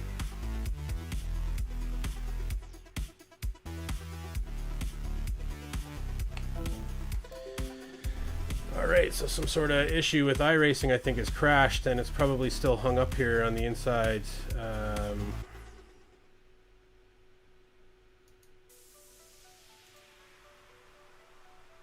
Let's just close down the Oculus client here, and we'll fire it up again and see if it comes up.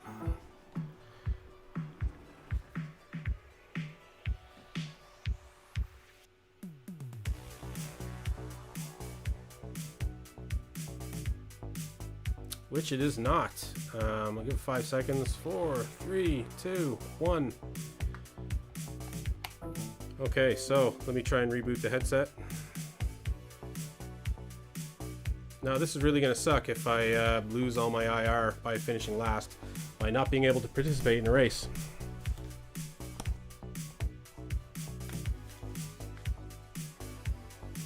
Yeah, that would suck if I have to cancel again.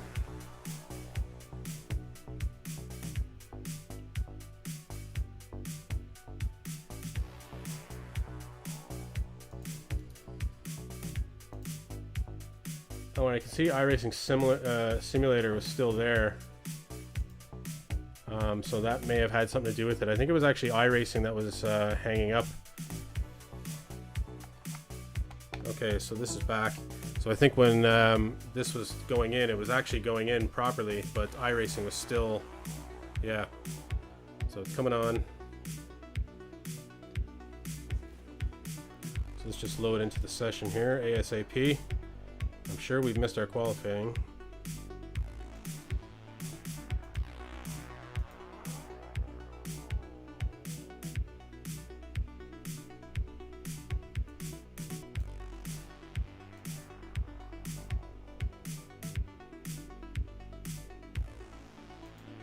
Oh, now it's saying that computer needs a reboot. That's not great. I'll do that. It looks like, yeah, we're gonna miss out on this one. That really sucks.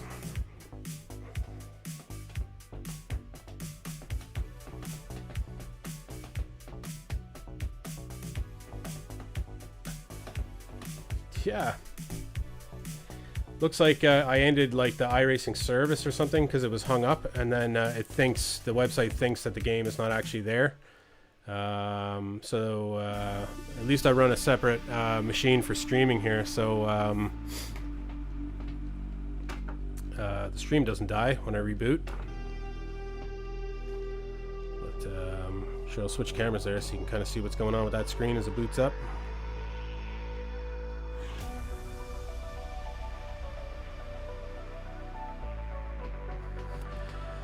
Alright, that sucks. Oh yeah, so human grouse, Bob. Yeah, in order to bet there anyways, you just need to put a space between bet and top 5, and then a space between, and then if you're betting 1k, you just put 1,000 and a space between the 5 and the 1,000. Bet computer crash. Yeah.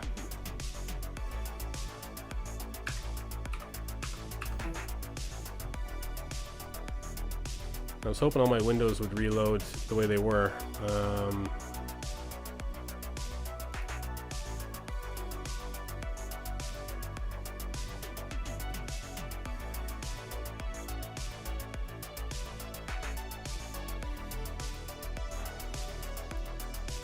It doesn't look like that's happening.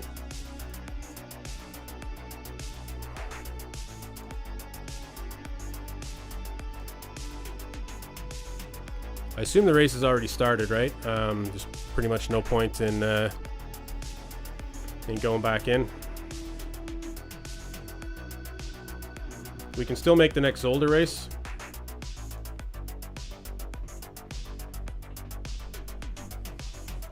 Let me just connect this to the Oculus. I'll just register and we'll get in for the next race in Zolder here. Oh man, that's really unfortunate. So that's going to be a serious iRating killer.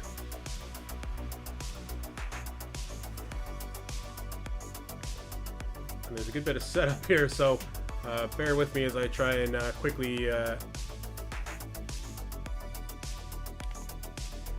quickly scramble to get this all set and working here. So first thing I'll do is I'll just plug it in. Plug what in?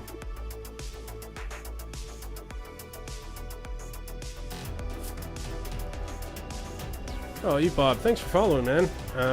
Sorry about all the technical issues here.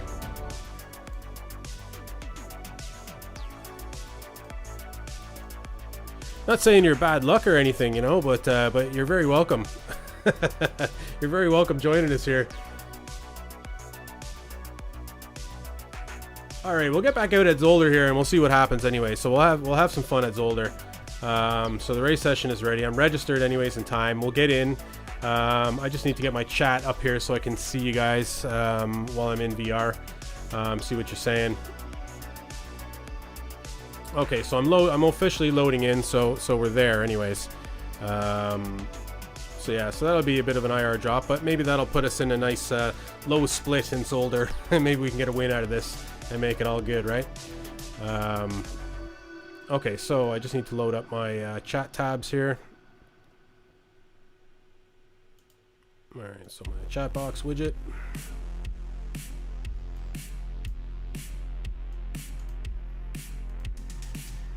Oh, and it's populated all the bunch of the chat there all at once.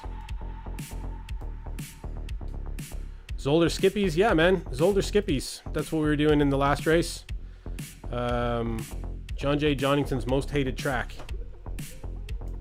But John J. Jonington's got a few things on today, so he's not on tonight. So event list, widgets. Sorry, just quickly trying to get everything in order here. And then I just got to edit the CSS on this page to give me a better background color. All right, there we go. So, and we're loading in. Okay, so I think what happened there is, yeah, iRacing just hung up. So it actually wasn't the quest at all. iRacing hung up. So when I disconnect, and it was just a black screen inside my viewfinder. So, but when I ended the task, which I've never had iRacing actually hang up on my computer. When I ended the task, I also ended the iRacing service. And I guess the iRacing service is a little program that runs, that lets the website know that the game is actually something that exists on your machine. So I guess I killed that, and I killed that connection. So a quick reboot was probably the best option for me there, just to get it back and running. Zolder is Dutch for attic, is it? Oh, right, okay. I didn't know that. Same spelling and everything, yeah? All right, cool, man. So let's rock it here. A little bit more Zolder, maybe build on our performance last time out, which was looking really good. And if you'd missed it, Bob, I really fucked it up the last time out. So the betting will actually open when the race session opens. You'll see an announcement there that'll pop up. But yeah, Bob, just make sure it's like the exclamation mark bet and then a space and then the type of bet and then a space and then the amount. Basement is under the house and the attic is above the house. Well, I know that, yeah. There's no basements in Ireland, though. Houses just don't have basements here.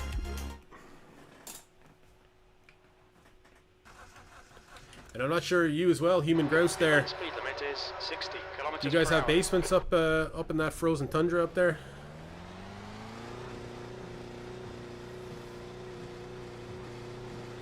Yeah, chance for redemption, big time.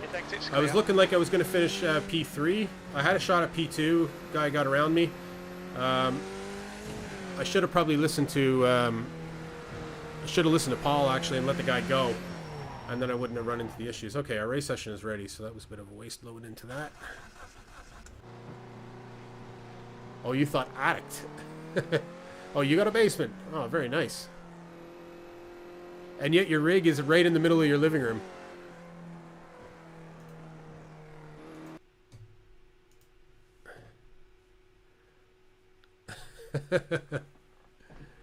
Like I said, man, that's just letting everybody know how fucking shit's done, right? Oh, you only have 2 rooms?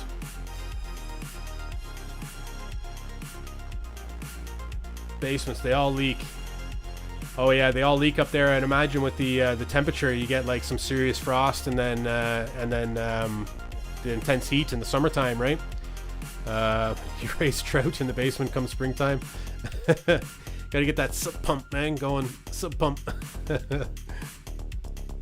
I guess everybody's got pumps up there, do they? They're just pumping out the basements all the time.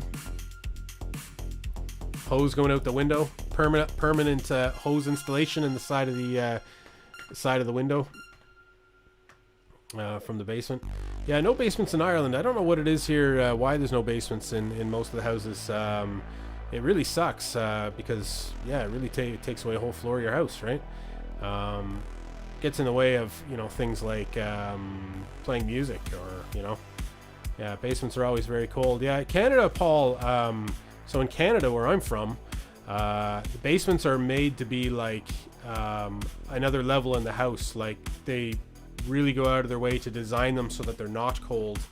And people like a lot of people actually spend most of their time in the basement. But I think it's to do with the way the heat systems work, the ventilation. Sure, Bob. Human Grouse there. Bob knows more about that than I do.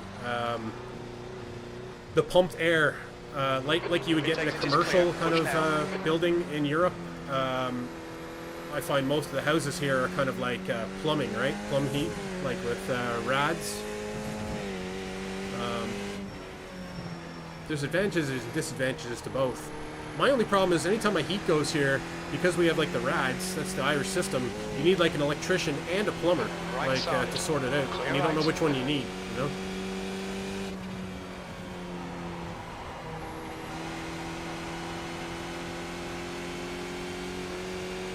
Your basements are under the ground? Yeah, man. All basements are under the ground, yeah. But, I thought that was a prerequisite. All right. Holy Right, side's Jesus, clear. man. I hope that guy's not in our race.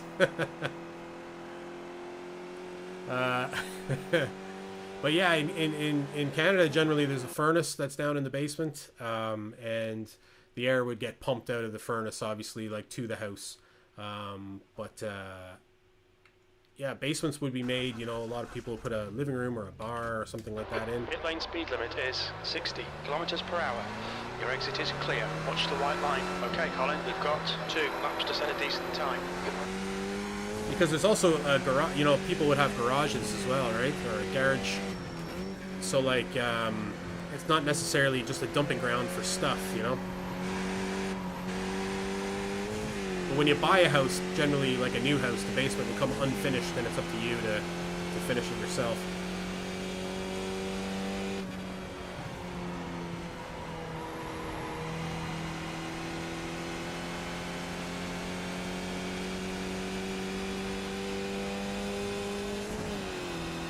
HVAC guys? Like a union type thing, Bob?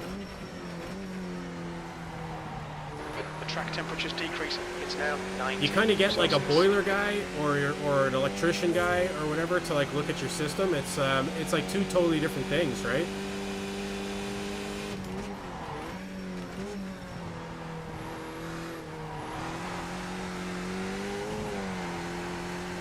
So there's like a small boiler, like generally in the kitchen, and it's responsible for heating the whole house, and it's pumping water through all the pipes through the house. And then there'd be a massive water tank, they call it the hot press, in one of the, in the, like, landing closet, generally. And that's where the hot water tank is. And you only heat the hot water tank when you're going to heat, like, I don't know, tap water for the house. It's not kind of constantly heated the way it would normally be in kind of Canada. But the boilers are usually electric as well. So it's gas, but there's also an electric option called immersion. So you can turn on the immersion as well.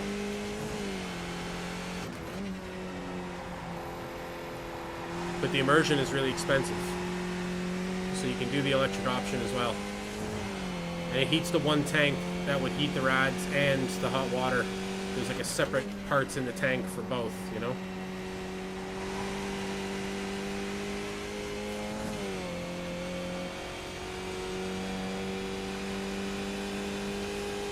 One guy should do, well, yeah, I guess it depends on who you're calling.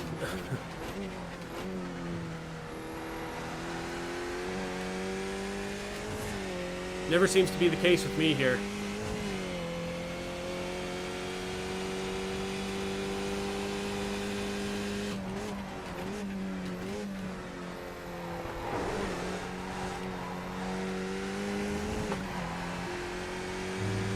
Maybe it's because it's Ireland and it's always about, like, you know, a man that knows a man that knows a horse, and that's how you get things done, you know.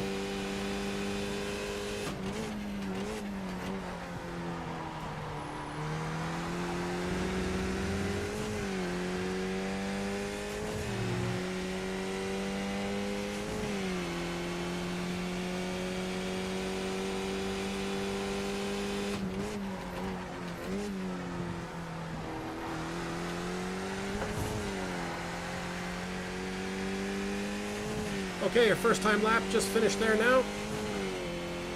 Let's see what kind of place we got out of it there. P6. Let's see if we can improve on that. I had a bad start to that last lap.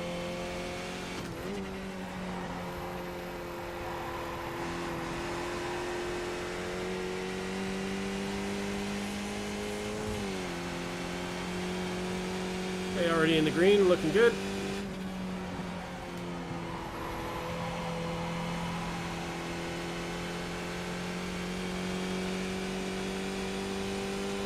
P10 as it stands.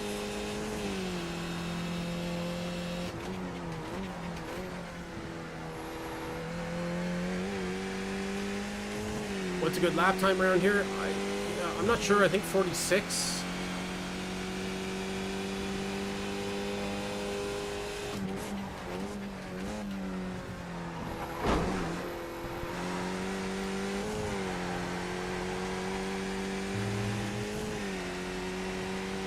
I'm never going to get a great lap time at qualifying with the car not up to temperature, you know?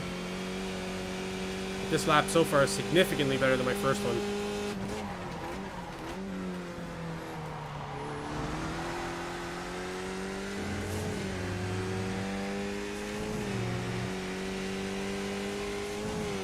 They do 145 in top split? Alright, okay.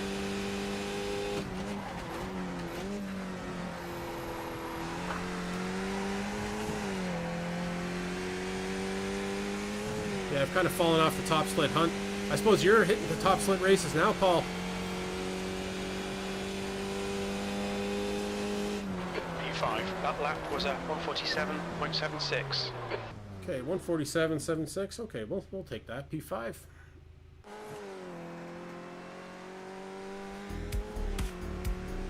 Have a look here at who's in this race there. See if we recognize anybody. James Parker. We always see James Parker. And Darren S. Bartz, I think, is a Snail Racing guy. We saw him out there last night. Terry, we've seen Terry before in a good few races. Petor, he's the guy John J. Jonathan jokes about was fixing the U.S. election. One of John J. Jonathan's characters, we'll say. So a minute 29 left before the off. Yeah, good lap. Yeah, I think that was a pretty good one. If I can start pulling those consistently during the race, I think I'll be doing okay. So for car number 7 in this one, see the relative isn't there, but the relative will probably pop up in the next section. Yeah, looking at 1.6, 1.7, so we're probably in third split, I think, here at the moment. So definitely lots of room for me to move up. Losing tons of iRating here, obviously with the last race and all that happened there. But hey, what can you do, right? Let's get our vengeance. Let's get our vengeance out on the world here in this race. So 42 seconds left, and then we're moving in. Yeah, you'll see the 147.4. Okay. Jeez, you remember everything, Paul. Yeah, cool. So looking forward to this race. I think disappointing we didn't get into the radicals, obviously, but at least we get a chance to turn it around and drive some meaningful race. Last night when I crashed out of the radical race, I did a fun series. NASCAR trucks was pretty ridiculous, crashing all over the place. I don't know if you saw any of that, Paul, but yeah, that was pretty crazy.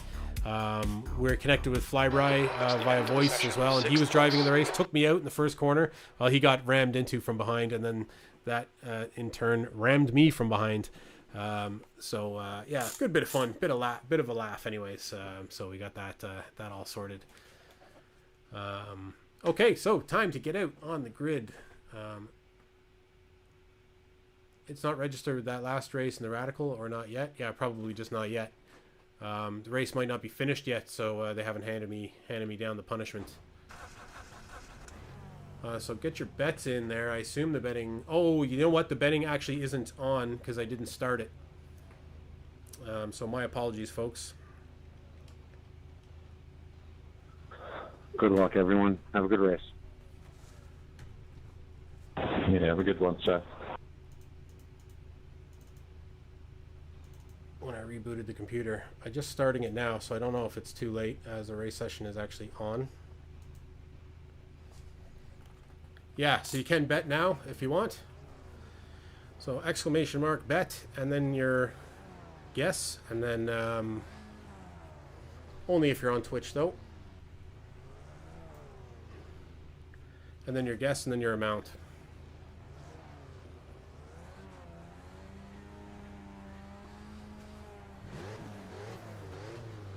Thanks, Paul. I'm going to need it. Here we go. A race is about to start. Temp is 18 Celsius, 14 laps. Couldn't have any worse luck, so Nice and neat. Stay out of trouble. Green, no green, time we get green. some good luck, isn't it? Had some bad luck last night as well.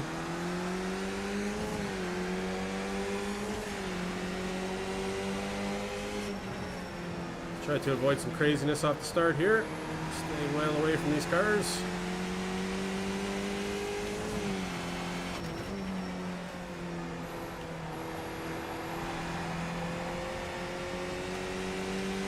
Whoa, bit of spiciness there.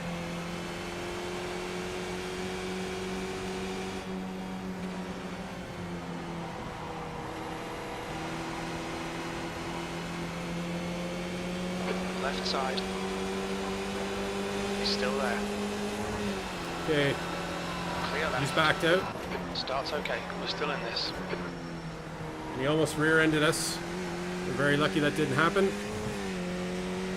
Oh, change stream view. Thank you. Is that better?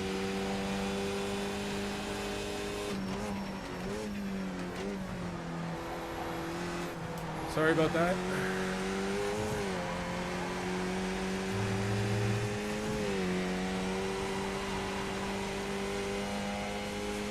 Were you just looking at me? Oh, the game is in the small window at the bottom, was it?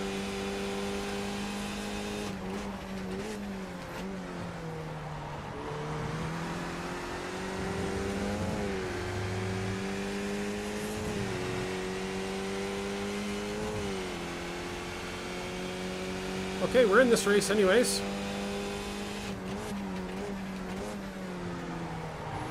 Looks like P2's gone off in Xbox. I don't have the most confidence with this guy behind us. He's come very close to the rear end a few times now. And he's losing a lot of pace in the straights, or the exits of the corners. P4.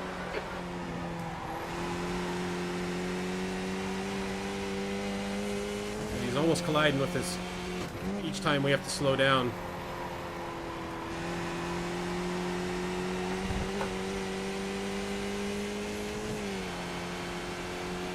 Okay, so we're in good position here.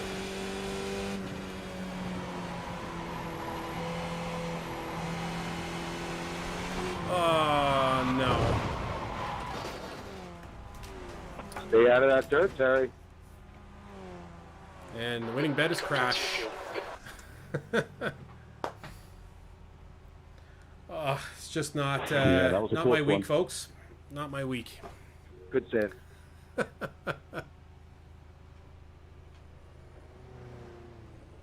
So we got a good minute 58 to have a look back at that. See what happened. It felt like it was just my back tire just touched that dirt, and that sent me off. I'm just happy to stick behind you at the moment, Seth. You know, if both my tires hit the dirt, it probably would have been fine, but it was just the fact that it was just the back one.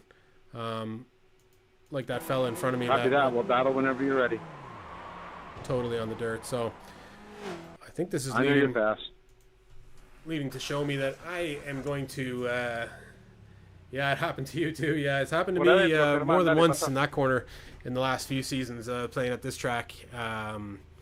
Yeah, man, We'll just try and catch first. what can you do? His qualifying times are pretty fast. The leader has just done a 147.10. Por adelante, Germán, dale. Yo atrás. So we're a long way from home as well, so we got another minute.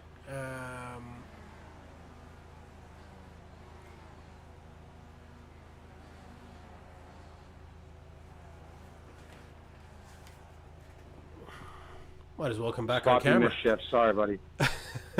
Listening to the other folks driving, having fun, and here we are sitting in the pits waiting for it all to happen. But sure, just put in a few laps. Yeah, it's about keeping SR in check and just getting some more Go for practice it. out on the track. Usually in these situations, I'd be aiming for top 10, which may not be possible here, but you never know, right? That I just had some severe net code there, and you hit me. We're obviously well behind, but if there's a few more kind of big collisions for others, we could potentially take advantage. We're only on lap 2 here, so there's a lot of race left. So let's see how far we can climb up the list here and see if we can keep our SR or our IR from losing too much.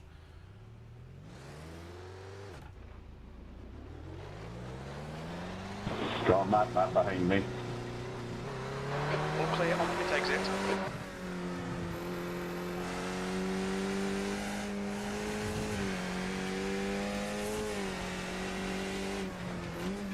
Alright, so we're in P20.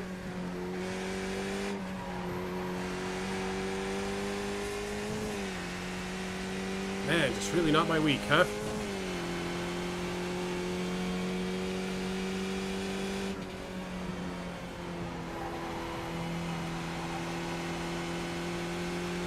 The leader's just done a 146.90.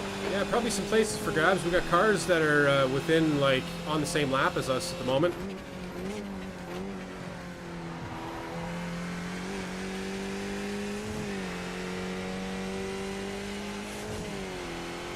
See if we can get one of these top split lap times. I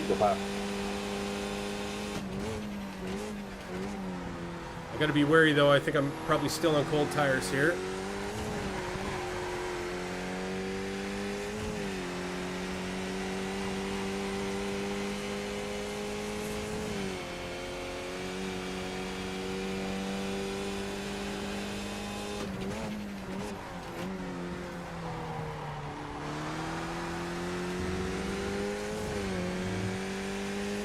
The gap ahead is now 16 seconds. 16 seconds. Okay, let's see how much we can chop this down.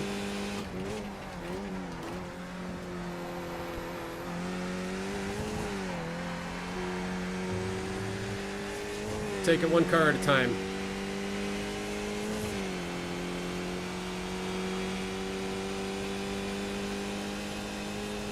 P19. Pay attention to track limits. Please, Colin. Luciano, you're lagging real bad. Not really getting the best line through the first 2 corners there. Left, Darren.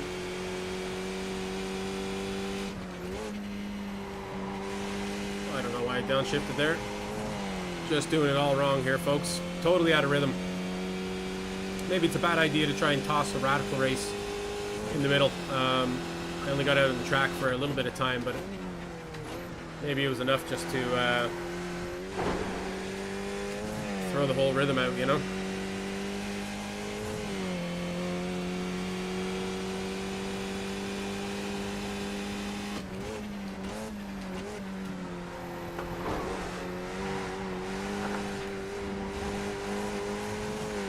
Oh, and I really had to feather the throttle through there. Normally I'd be flooring it. Okay, just got to turn the focus here.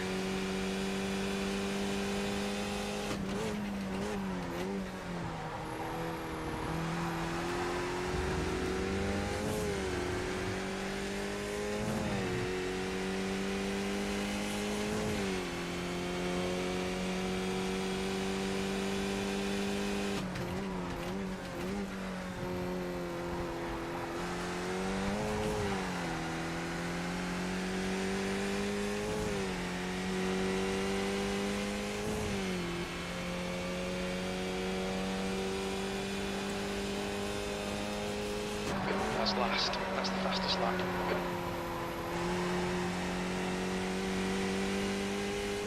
We're not really making up any time either.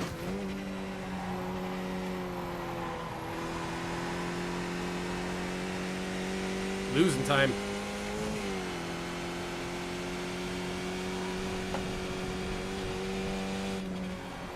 Just cut the track. Oh, this is like rookie time here, folks. Incident in the first chicane. Oh, here we go. Does this be a place for us?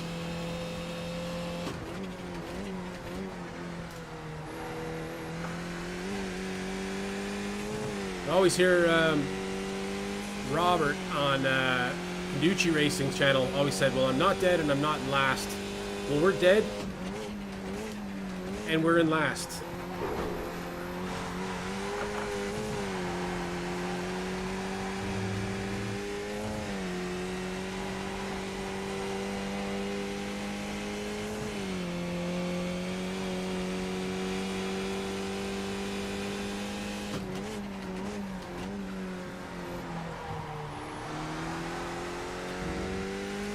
Pretty much how I ended my night last night. Finishing back in the pack after a few incidents of somebody slamming into me. But this was completely unforced.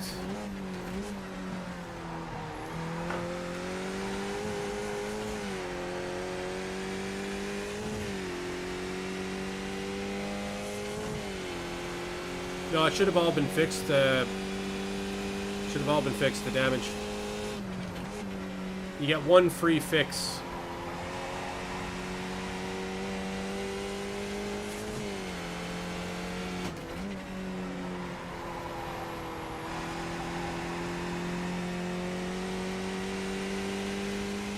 The gap in front is increasing. It's now 11 seconds. The leader has just done 146.78. Yeah, I'm just not hitting those lap times tonight.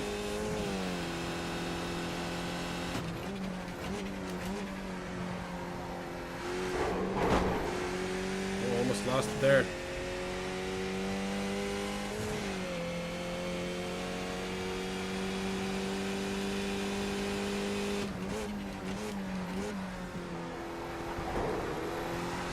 That's a new fastest lap for Parker, 146.52.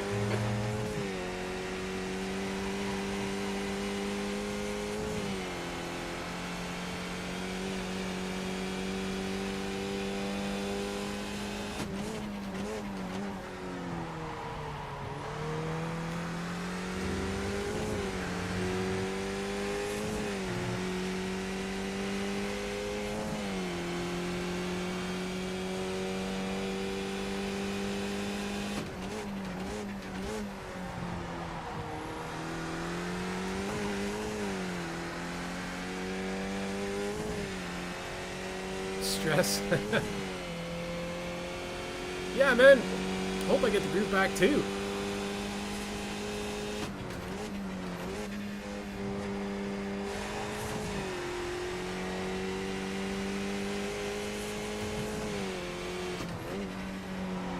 Yeah, just not going well for me tonight. Might have to just regroup after tonight. And look forward to next week. Get some more practice in before the streams on usually stream on Friday nights and Saturday night, and yeah, see if we can come back with some more consistency, you know.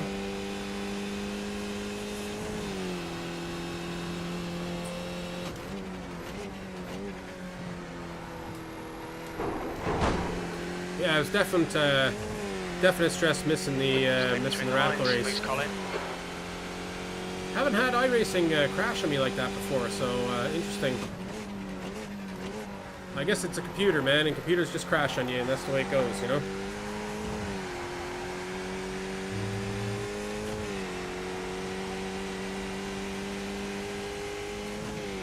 At least I had that separate machine for streaming, so it didn't kill the stream at the same time.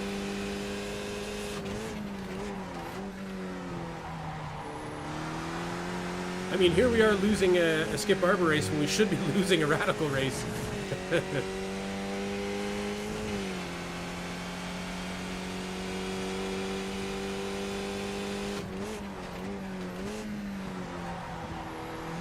Actually, it's a little bit deceiving because we're not gaining time on the 19 car in front of us, but on 18, 17, and 16, we've gained significant time. Half distance, the fuel's okay. Alright, finally I hit that first corner the way I want.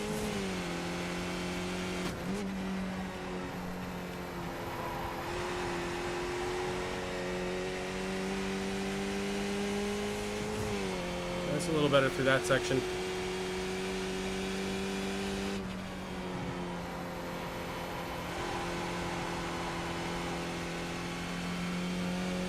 that's it, man. Yeah, it's good advice there, man. And that's exactly what makes this game so exciting, is the fact that these things can happen and do happen at any point in time. And when it all goes right for you and it all clicks and everything works out and you win a race or you have a good battle with somebody, it makes it all worthwhile, you know, and you can think of all those times where things, and how easy it is for things to just not go right, you know. And you can do everything right, and it could be somebody else that causes the problem for you too, or it could be your computer not restarting or whatever, you know. Yeah. Yeah, and it's the best way to look at it.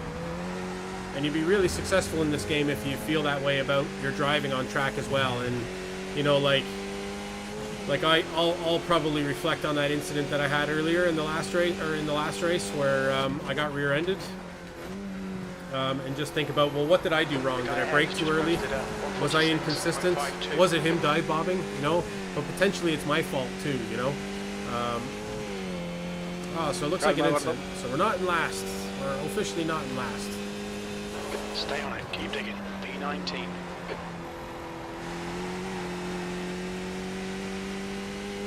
Terry's in last. He was the one that had the almost off track just in front of us when I crashed.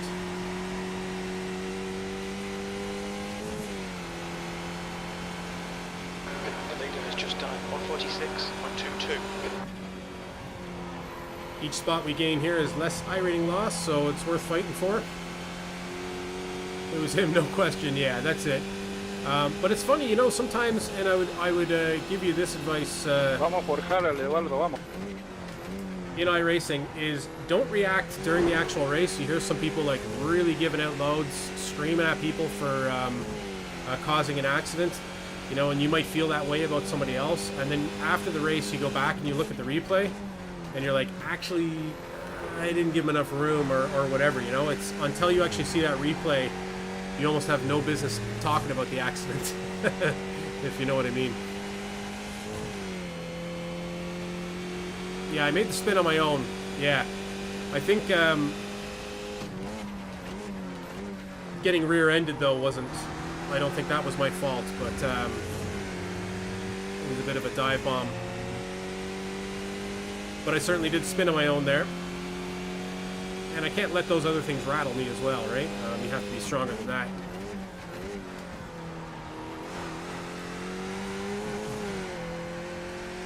Incident in turn 1. It looks like Montero.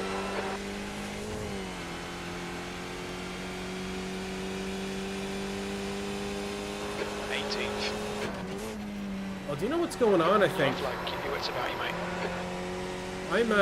I always do a manual, did I set the shifting style back after the radicals?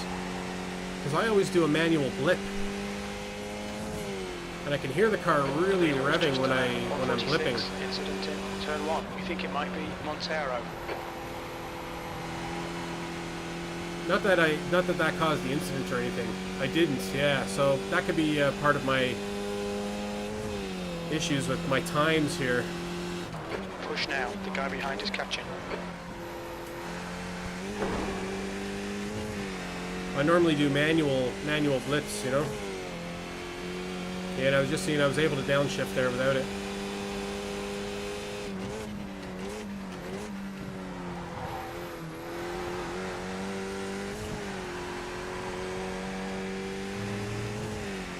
Just wondering why the car wasn't downshifting the way it normally does. Front is now 14 seconds.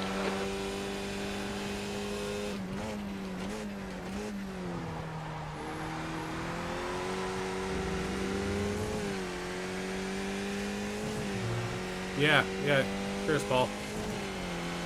It was just all part of the panic, I suppose, just getting the car out on the track for the race, eh?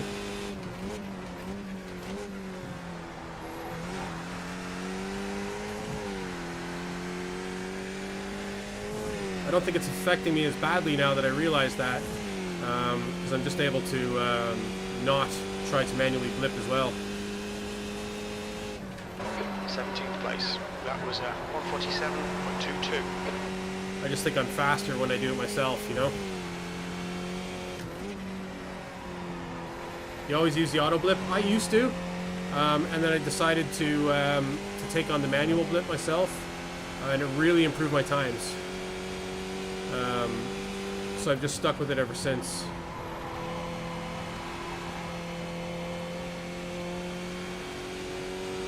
You have no clutch? Yeah, I don't use the clutch. I use a clutch button on the wheel for upshifting. It's blipping the throttle, right? Not blipping the clutch on the way down. So every time you shift down, you tap the throttle. And then every time I shift up, I press the clutch button and the shift up button at the same time.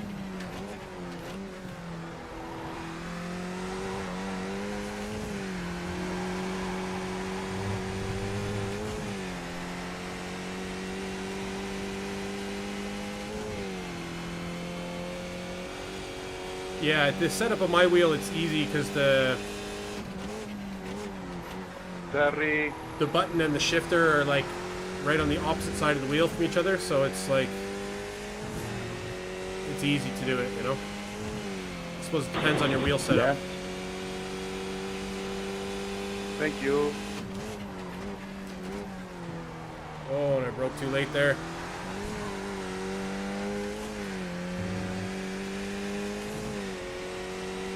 If you need a clutch, you don't need a clutch for that, no. You can still lift in your upshifts, like you can lift on the gas. That was at 148.06. Not in the Skippy anyways. You don't need it in the Skippy. You don't need a clutch in the Skippy. Like you can lift the throttle to upshift, or you can just clutch in with your foot to the floor. Apparently both ways are equally as fast, says Sassy, probably one of the best Skippy drivers out there.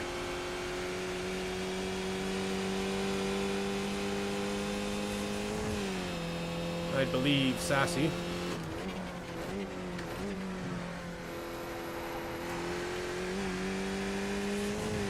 Anti-stall clutch, no, you don't need it, not with the Skippy.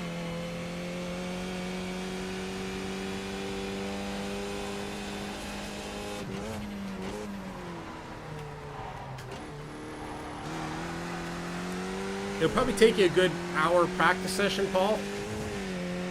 Yeah, Sassy McSassy Pants, yeah. Okay, Colin, gaining on the guy in front. Amazing driver. 7.3.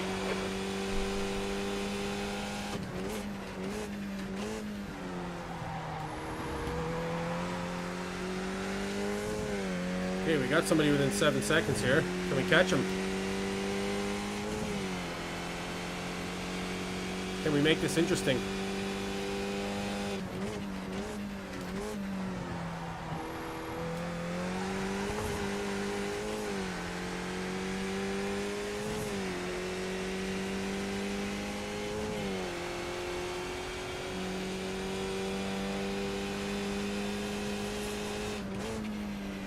Laps remaining. Yeah, Sassy does streams as well. I enjoy watching his stream. He's a fountain of information too, so if you ever have any questions about Skip Barber racing and all that, he does a racing school, I think, through Snail Racing on Saturday nights. Don't know you, Bob, if you're into that sort of thing, being new. I don't know what your skill level is like. After plowing through the MX-5 series, you might be quite good.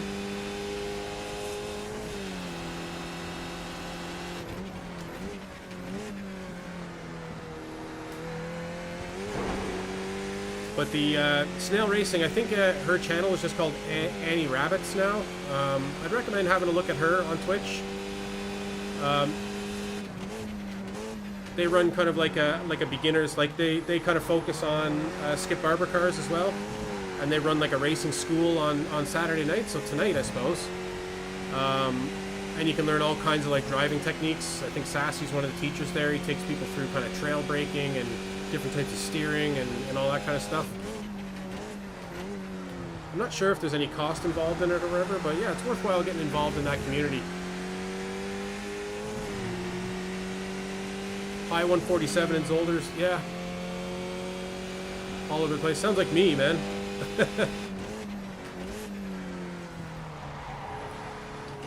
But probably what you'll find in driving the Skip Barber is track week to week and track to track is very, very different. So I know we're coming up on Spa, Holiday on Ice, yeah. We're coming up on Spa. Is that next week? Or is that in a few weeks' time? And Spa is almost like NASCAR driving. It's Spa is like so much drafting. Good race, everyone. It's Good just race. a completely different type of racing altogether. And some of the Skip Barber tracks are like that, and it's just super drafty, and you're just racing in tight quarters the whole way through. Nobody can break out and get away. It's just a different kind of racing altogether. So Let me go faster. next race is Spa, yeah. So Spa is nice. The car is very underpowered for that track in the long straights.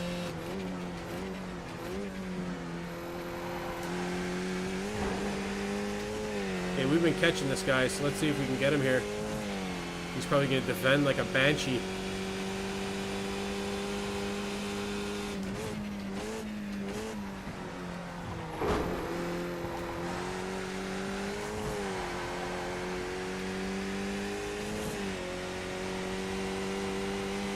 All right, we're catching him. Let's do this. Let's do this.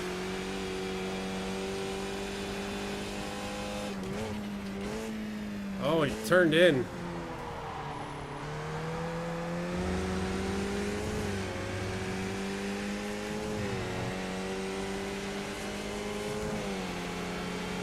Left side. Clear left.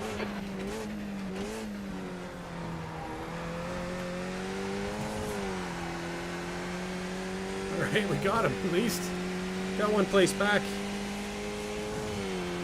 Yellow flag. Caution. B16. Okay, it's over. All right, P16. So 250 is your best time, but they do 246. Yeah, I don't actually know what my best time in Spa is, but I've had good results in Spa. I think Spa was one of my first Skip Barber tracks.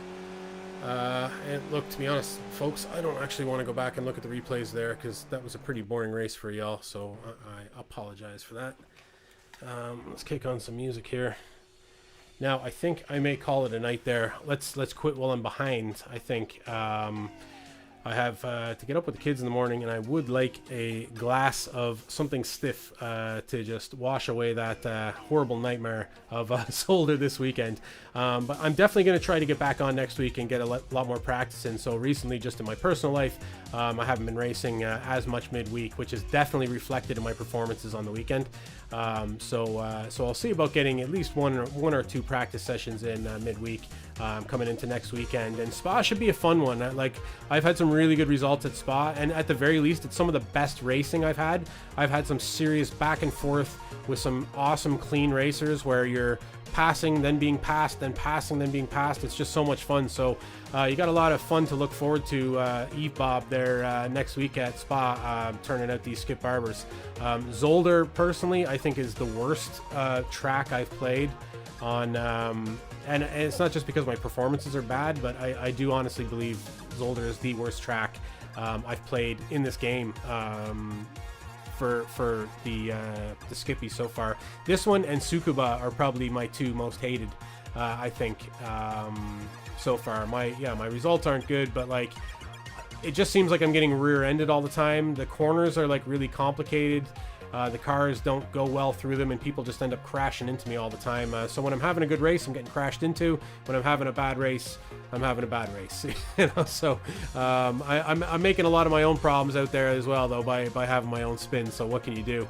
I lost 68 IR, and it was top split. A 250 I did on Spa.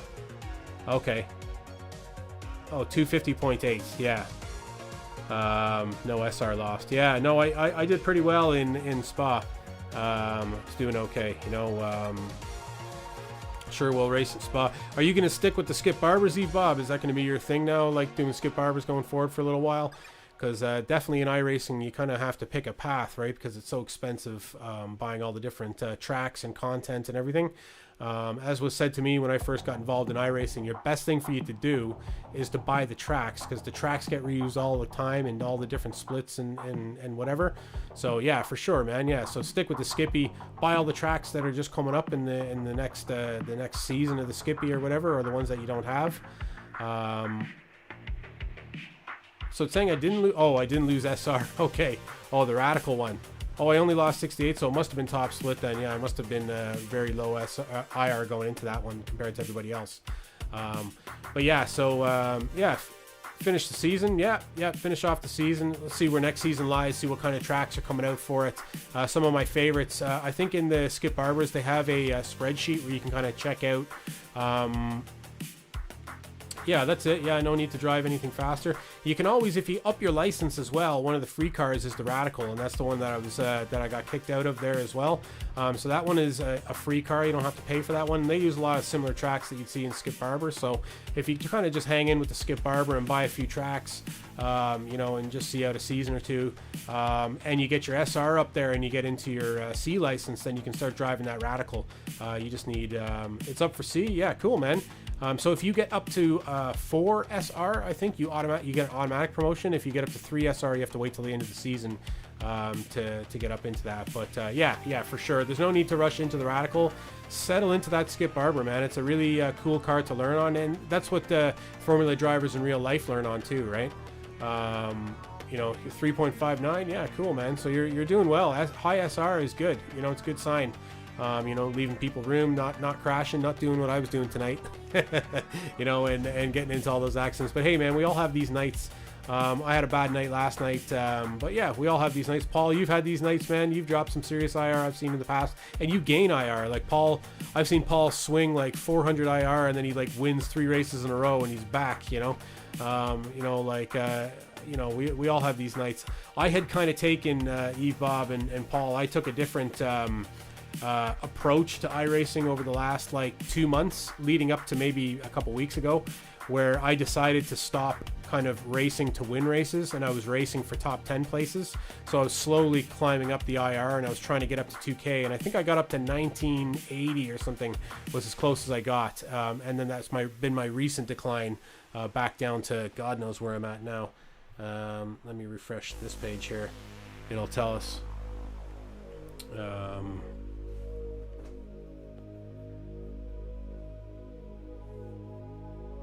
You gained 850 IR at Nordschleife in the last 3 days. That's crazy. So you can see this huge decline. That's actually not showing tonight, not counting tonight, you know. Learning the ropes, yeah, man. And there's no shame in that, you know, that everybody's got to start with it. So where am I at right now? I am at 1620. 1629 or 1620. That's very, very low for myself. So 19, 18, 17, 16. Yeah, so almost like between 300 and 400 IR I've lost in the last week. You know, but hey, man, that's the way this thing goes. And as you can see, my graph here from when I started, this is a good thing to follow as well, Bob, as you go through iRacing. Go to your profile page and scroll down, and you can follow your iRating, and you can see a chart and a graph for like how you're doing. And as John J. Jonathan calls it, the shark tooth pattern, you know. So you're gonna have your, like, I thought I was king of the world here when I was rising up, and then I was falling back down. But as you can see, there's an overall movement up and to the right, and that's pretty much what you want, right, in the long term. So this is going to be one of those big dips that's here, and then hopefully it's going to be a resurgence, and it's going to be a nice bounce back up as we move forward into the coming weeks. But yeah, so that's a good thing to follow. And then your oval license is actually separate, and you can see mine here. Mine was doing rookie class, and I got way up there, and then I bought all the ARCA Menards content, and I just had a steep fall. And then recently I had a good win, or not a win, but a really good result at where was the Charlotte Roval. They were racing a road course, so I went out and did a few of them. So yeah, my oval track is a little bit different, but yeah, oval racing's a bit of fun too. You can get into the rookie. I don't know if you're into oval racing at all, but you can get into the rookie street stock, which is kind of like rookie NASCAR division or whatever, and it doesn't affect your iRating for your road license, so you don't have to take it as seriously if you're not into the oval racing. You can kind of keep the two of them separate. Just jump into a rookie street stock race and see how you get on, you know, have a bit of fun. IR's taking a dive. Yeah, and it will, and it'll automatically adjust, right? Career stats. That for me, yeah. Let me pull that one up. Is that going to show my career stats, is it?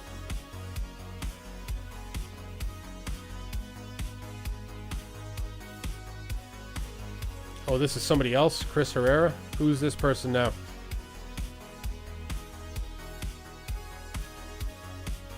Finished 2, 1, 1, 1, 1, 1, 2. Jesus. That's unreal, isn't it? Is this one of the lads that rides with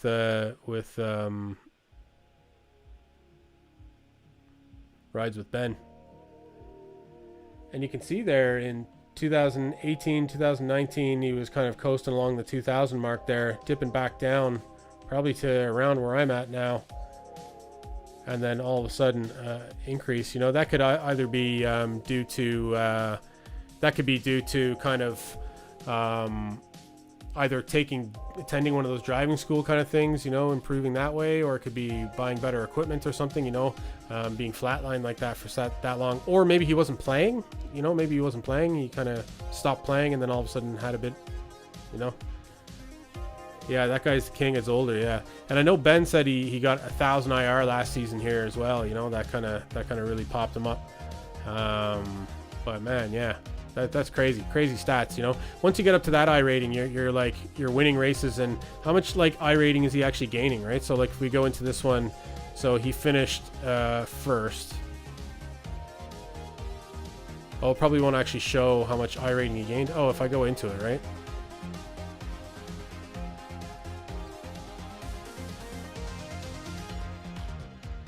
Oh, so I guess he gains 53 I rating for finishing first. Like if I finished first, I'd be gaining like 90 or 100, you know.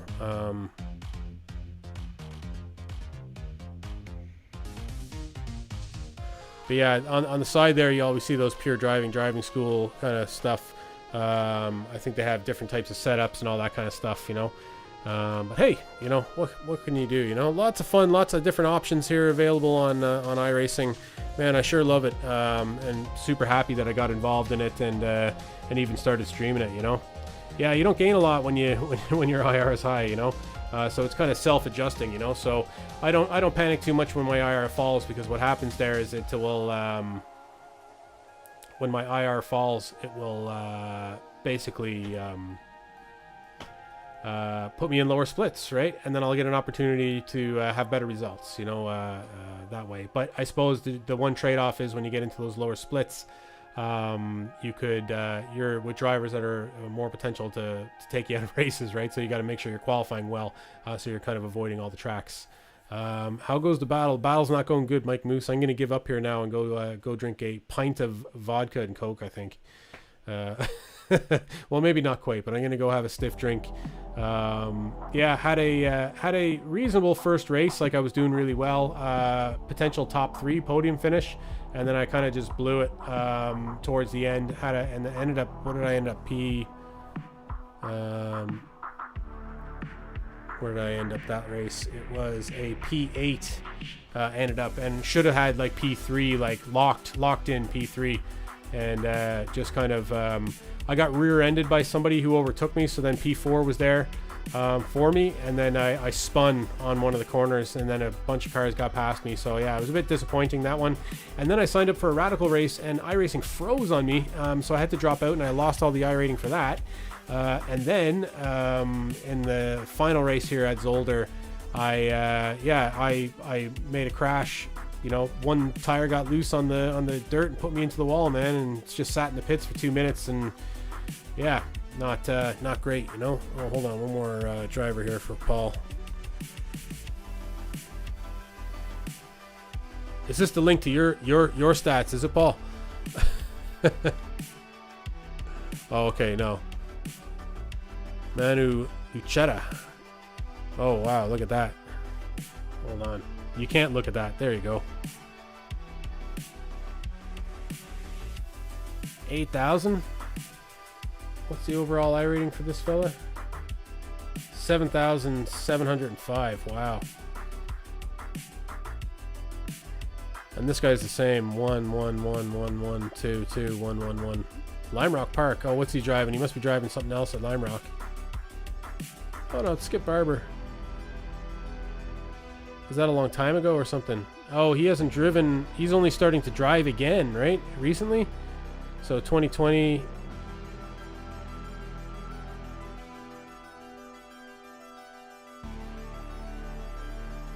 $9.19. Oh, I guess, yeah, he hadn't driven for a little while, eh?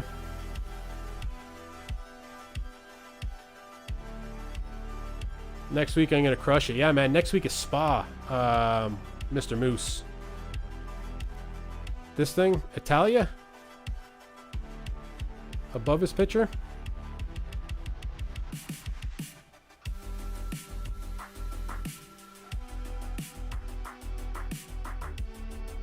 Member since 2020 02 05. So he's a member since like wow, that's a pretty steep climb. Maybe it's a second account, man. It's gotta be. Or is he like a pro driver or something? There's another guy I watch who's a pro driver, an F3 driver. I forget his name. Really fun to watch, and he's around 5,000 IR, and that guy just floats around the track like it's no problem to him, you know. Yeah, cheers, Eve Bob. Yeah, thanks very much for hanging out, man. Welcome back anytime. Thanks for the follow, much appreciated. Have a good night. Yeah, some good streamers on Twitch. I've been enjoying bouncing around quite a bit. But anyways, I think Eve Bob's got the right idea. I'm gonna wrap it up here, Paul. Bob, Eve Bob, Paul, Mike Moose, and Pat, if you're still hanging with us. Thanks very much for tuning in.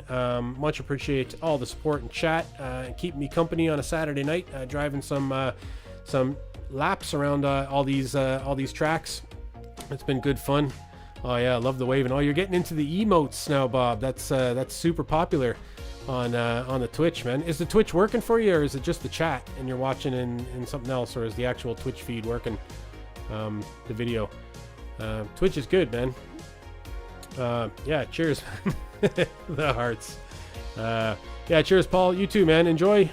Have a good weekend. Yeah, dangerous. Getting the human grouse involved in the emotes. Yeah. Okay, guys, that's it from me. I have been your star in VR, the growing concern, Colin Byrne. Losing iRating, losing ego, losing everything tonight, but just the chat. Dangerous in the chat, yeah. Yeah, losing everything tonight, but we'll be back at it next week. We're going to kick some ass. We're going to run Spa in the Skip Barber. I think we're just going to drop the whole Radical idea. I think that was... maybe a higher power telling us to just get rid of this Radical nonsense, freezing up my computer, having me drop out, and miss out on a race.